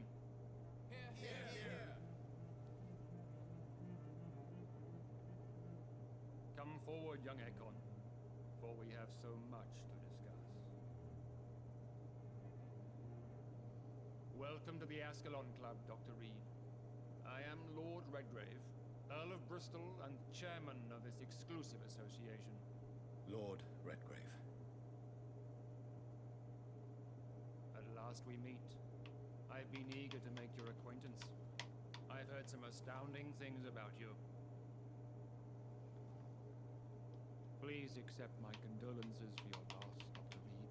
Thank you, my lord. Lady Ashbury expressed your wish to meet me. Yes. The lady has always been a useful acquaintance, though not always reliable. Is she a good friend of yours?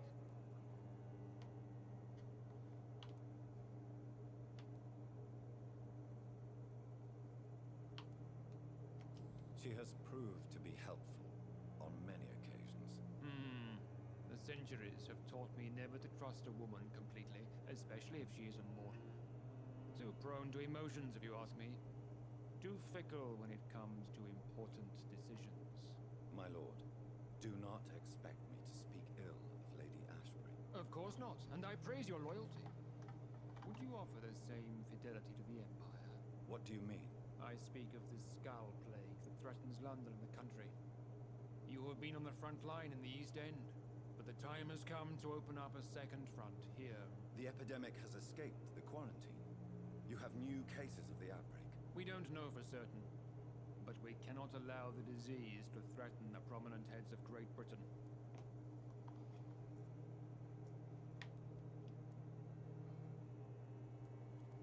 Well, none of these are good.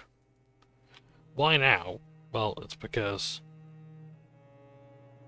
there's an epidemic. Why me? Because you're a blood transfusion person and you defeated Fergal. Why suddenly so friendly ain't an option. No. Why have you asked me here? Because the crisis is escalating. No, that's the answer for the previous one. Have even launched an open hunt. The only way to calm things down is to put an end to the epidemic. You want me to find possible sources of the outbreak in the West End. Is that it? Straight to the point, like all eager newborns. We shall have time to talk about all this, Dr. Reid. But first, I should like to get to know you better. Talk? Is that the only reason you asked me here? Well, no. I also wanted to meet the intriguing Ekon who made such a powerful progeny of his sister. You have not learned the name of your maker, am I correct?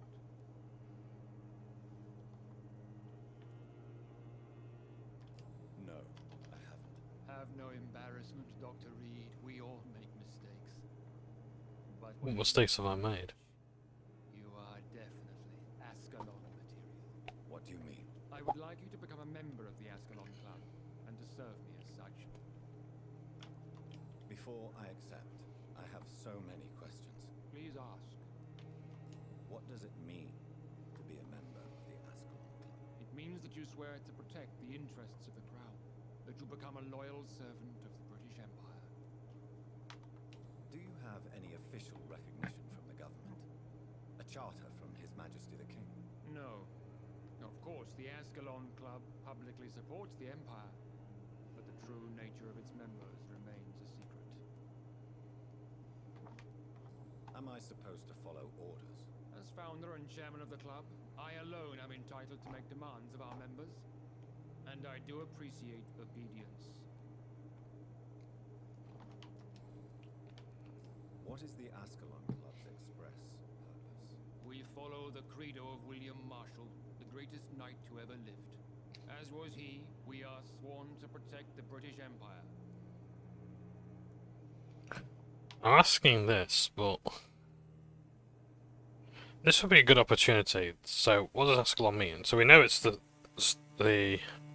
name of the of the Lance of St. George's, I believe it was.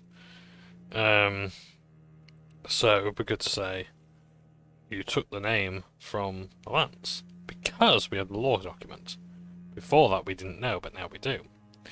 So that'd be a good idea to have that sort of option.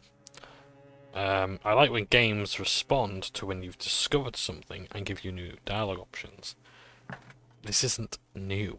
Fallout was doing this in 99, I want to say 98, 99. What does Ascalon mean?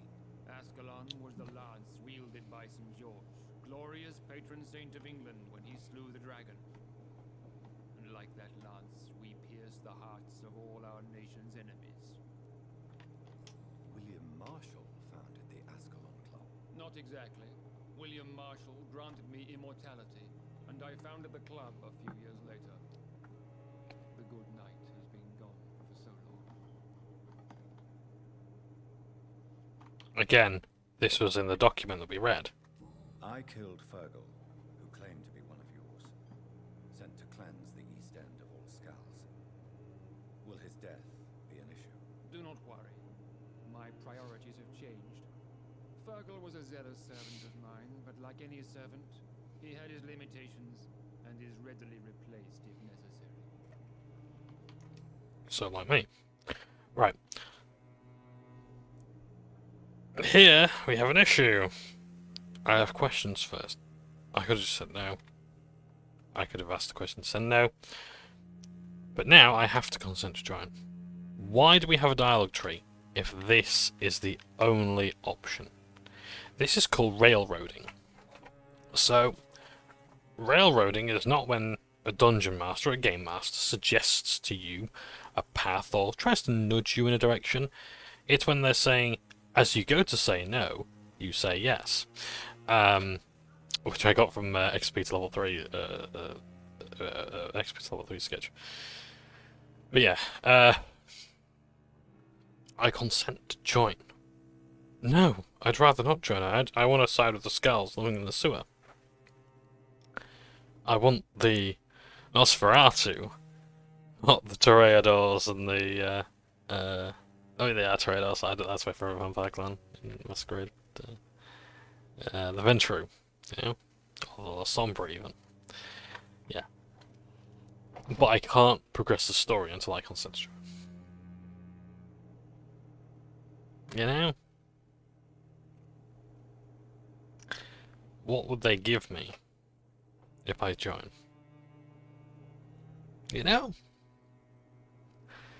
This is the... I want to keep this image here, because I want this to be burnt into your retinas as it is mine. I want to remember this image. You know what? Let's screenshot it. I'm going to screenshot this. Because I want to be reminded to talk about this every single time it crops up. If ever the conversation of railroading ever comes up in video games, I will point to this. I fail to see the necessity of joining the Ascalon Club. Because none of the questions here Please. help me. You know? Oh, they're good allies and all the rest of it, yeah. Why can't I do things on my own? This is railroading. And don't pretend to be an RPG with your leveling up and your gear and your dialogue wheel if you're going to do this. There used to be, I like when games used to have a point of no return where you could actually fail the main quest. Like in Morrowind, for example. If you kill, like, for example, like Caius Casodes, I think his name was, you can't really progress the main... I mean, you can progress the main story, but it's a lot more difficult, you know? Or in Ultima, you can kill Lord British, or other important characters. And it's not that the game just shuts down and says try again. It's that you just make it harder. Or, like, you can now just play in a sandbox. So you can't actually do the main quest. That's on pause indefinitely or whatever. Or the game will end. But you can, you can sort of carry on just playing the game. It's just that you can't do the quest. So yeah. And here, I have to consent to join the Ascalon Club to continue. That ain't good. I agree to join the club. This No, I is don't. Good news indeed in these crucial times. Let's inform the assembly formally and proceed with your initiation. My initiation? Fear not, nothing fancy nor dangerous. It is just that we, the members of Ascalon, believe that tradition and custom are the backbone of this country.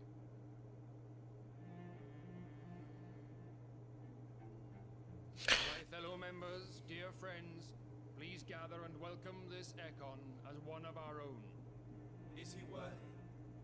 Is his blood pure? Well, speak, Dr. Reid, in front of the most sacred blood. The blood of our beloved William Marshall. Speak now. Will you serve and protect the crown as he did? Yes, I will. Then, young Econ, it is time to testify with your blood. It is time to sign the Book of Allegiance. I know it's awfully gothic and a tad pedantic, but England's traditions are the backbone of our nation.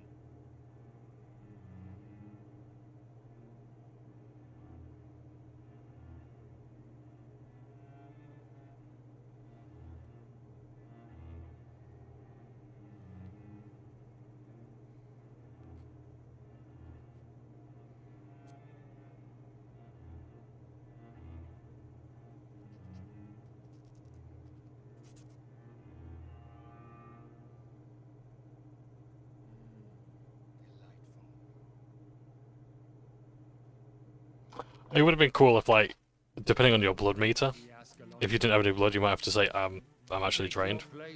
I need someone, and then they'd actually just bring someone over. He's here to drain.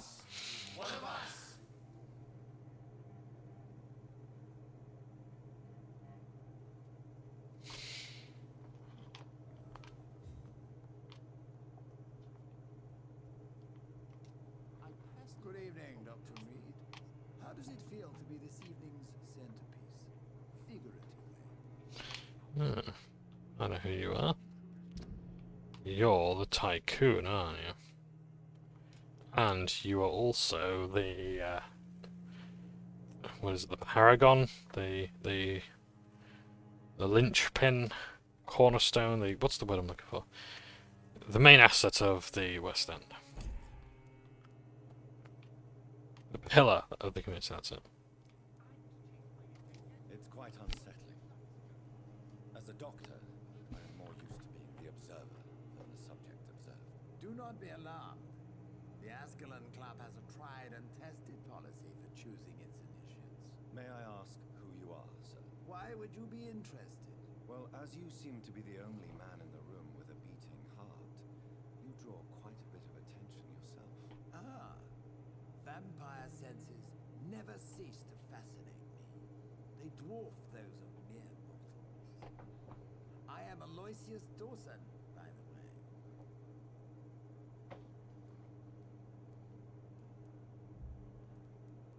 What can you tell me about Lord Redgrave? I would not dare speak of our chairman without his consent. Are you a member? Notice there's no Yes, mesmerize option. and I have been for Please, many yes. years, and will be until the day I die. What can you tell me about it? It's not really my place to give you such information. I am merely a mortal member, and a dying one at that. Are you sick? Personally, I consider my advancing years are a sickness in itself. My body is slowly abandoning me, Dr. Reid. I like that way of saying it. Yeah. Are you not afraid? You are surrounded by vampires. Sir, it's for that very reason that I joined the club in the first place.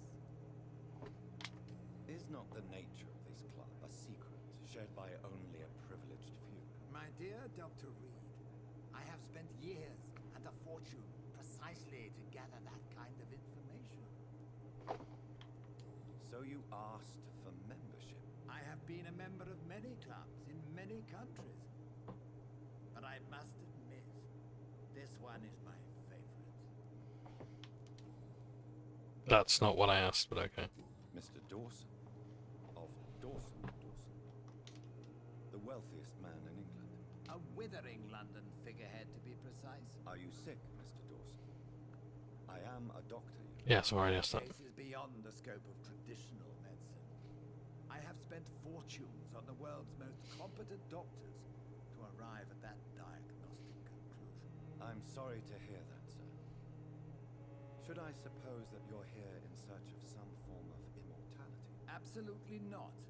I'm here to implement my plan to save the city I was born in. To cast out the ghastly evil that has us all on our knees.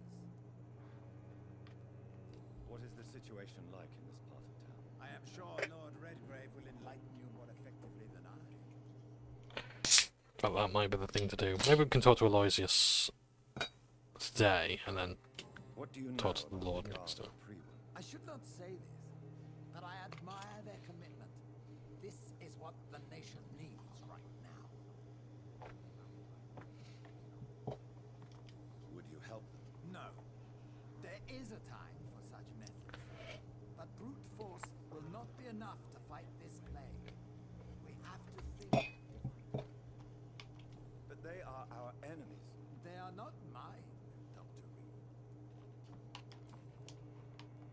Money cannot solve every problem. This mysterious epidemic is going to require more than money can buy. You're right. Money is nothing unless one has the will to wield it. I have a plan, sir. A radical one that will save all that is essential in London. What is your plan, then? Quarantine and barricades are futile. What we need is a wall. A formidable, unscalable wall to isolate the deserving from the infected masses. I gotta agree with him.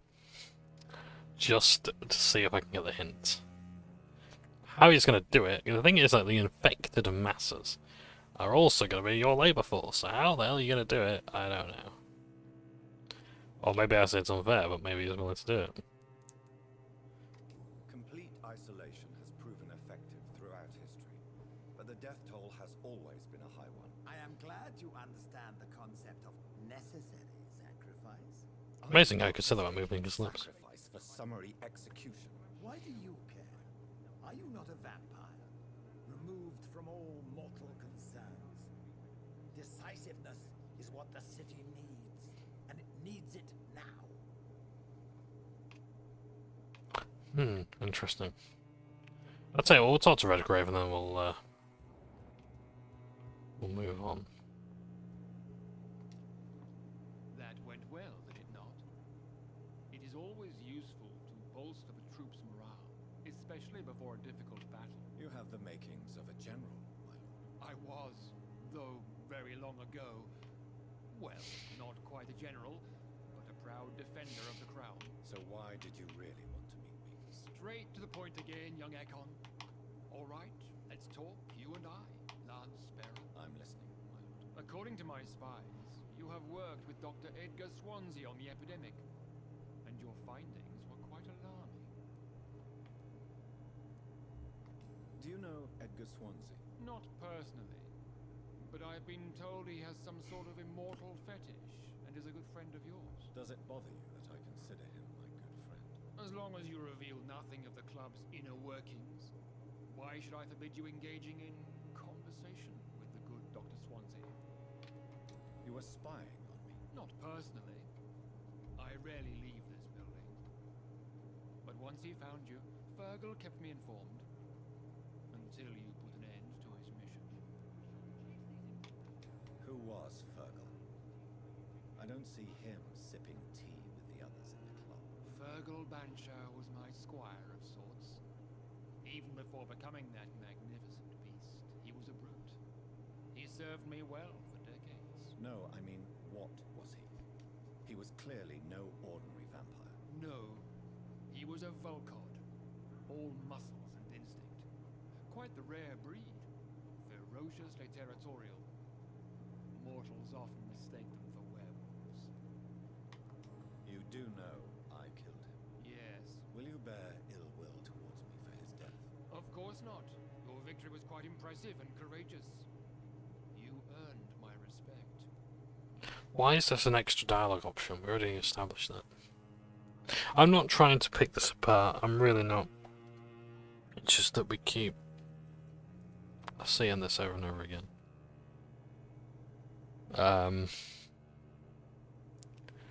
You know, voice acting ain't cheap. The writing ain't cheap. Come on. Not to mention, brevity is a soul of wit. Alternatively, if I had more time, I would have written a shorter letter. The point is that sometimes you have to take the time to remove all the rambling. If you take the time to think, it'll take longer. You can speak better. Just like then. I was thinking, I wasn't just rambling like I ordinarily do. I find it a lot when I write emails and whatnot. I can take an hour to write an email because I have to write so many drafts before I settle on hitting send. Because you can only you can make as many drafts as you want. You can only hit send once. Yeah, I had to do that a lot last week. That's why I'm a bit tetchy today. Scars are linked to the epidemic. Yes, I'm convinced the recent invasion of forensic scowls in London is directly linked to the epidemic. This is not the Spanish flu, but something else. I would be glad. Lowercase s for Spanish, really? Dr. Reid, but for now, my main concern is the security of London's inhabitants, both mortal and immortal. What do you mean? This is the third time I've noticed a sort of spelling or grammar error here The Guard of in this episode. started a war against us British vampires. To appease the situation, we must eradicate the Scowls.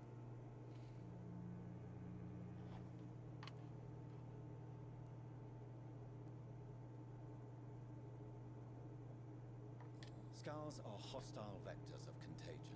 That is a fact. But first and foremost, they are victims. I agree, Dr. Reid. Most of the new Scowls who roam the streets at night used to be good British citizens, but they must be put down nevertheless. So, what do you want me to do? I want you to investigate the city thoroughly. I have reason to fear there are cases of contagion in this part of town. Our absolute priority is to find and cleanse them. And how would you like me to proceed? By all means necessary, Dr. Reid. You are now a member of the Ascalon Club and you have carte blanche. Interrogate the locals, follow all the leads you find, and get results. Okay.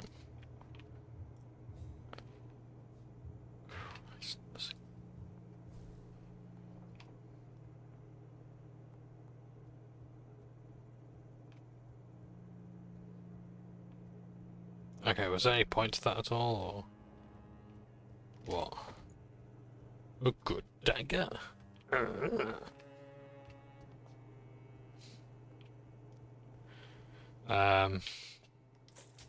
Money.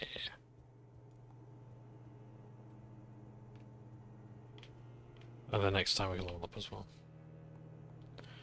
So that's not the basement, that's the way out. But I want to find the basement because I've got the key. Has this bloke's dialogue changed? Welcome to the Ascalon.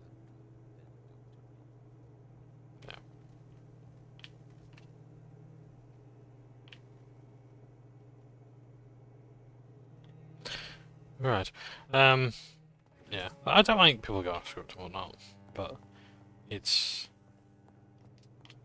like, again, 4 things I've noticed today.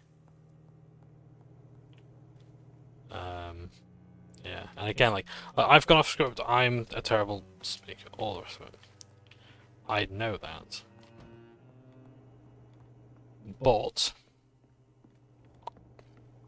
and this is a big but, and I can't lie.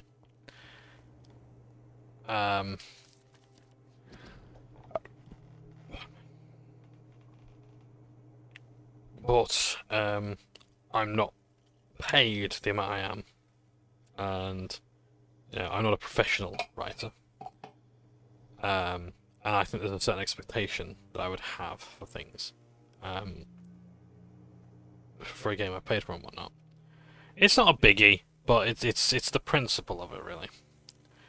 But hey ho, like, does it really matter? No. Am I going to worry about this when I turn this video off? No. Are you going to worry about it when this video turns off? No, so what's the problem, really, at the end of the day? Of the recreational use of blood. As Ascalon members, we always tend to respect etiquette. We are, in all ways, members of the good society, sometimes are recognized as public figures. We do not find our delight in orgies and bloodbath, like our adversaries assert we do. And if one of us were caught in such caricatured and immortal acts, he would receive the appropriate opprobrium. Never heard that word before. But what about the blood? What about its recreational use? How do we deny the ecstasy the vermilion ambrosia brings us? And with what else could we toast it, as any good fraternity should? To answer this delicate question, the law of conduct inside the club goes as follows. As long as the original mortal vessel is not brought inside our walls, each member is allowed to drink whatever he wants, for his own usage or to share with friends. Drink what you want, deal the way you want with the original vessel, but never inside the club. Unless I personally authorize it on some special occasion, of course. From the Ascalon Club. By the Law of Ascalon. By Lord Redgrave, founder.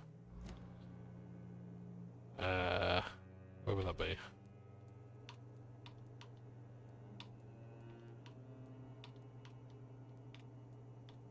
The need for blood. There we go. So we've got 1, 2, 3, 4, 5, 6, 7. 1, 2, 3, 4, 5, 6.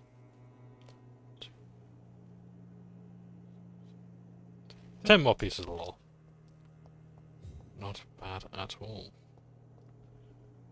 Very exciting stuff indeed. I do actually like a lot of the lore here.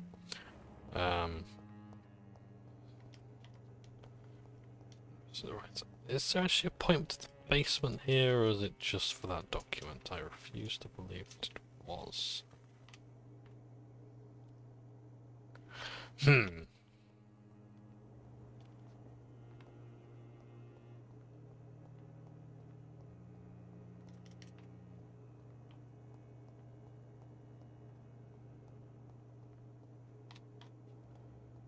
Probably at a later date. But we have to uncover the mysteries of the basement.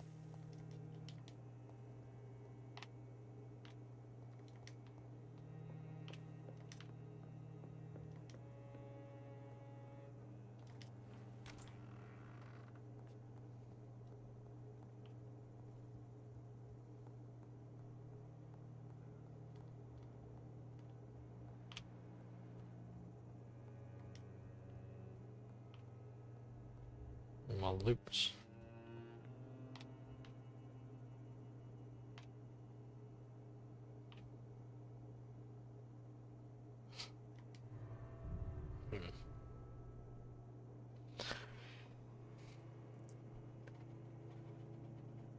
I think that's going to be it for today. I'm clearly not in the appropriate mindset to play.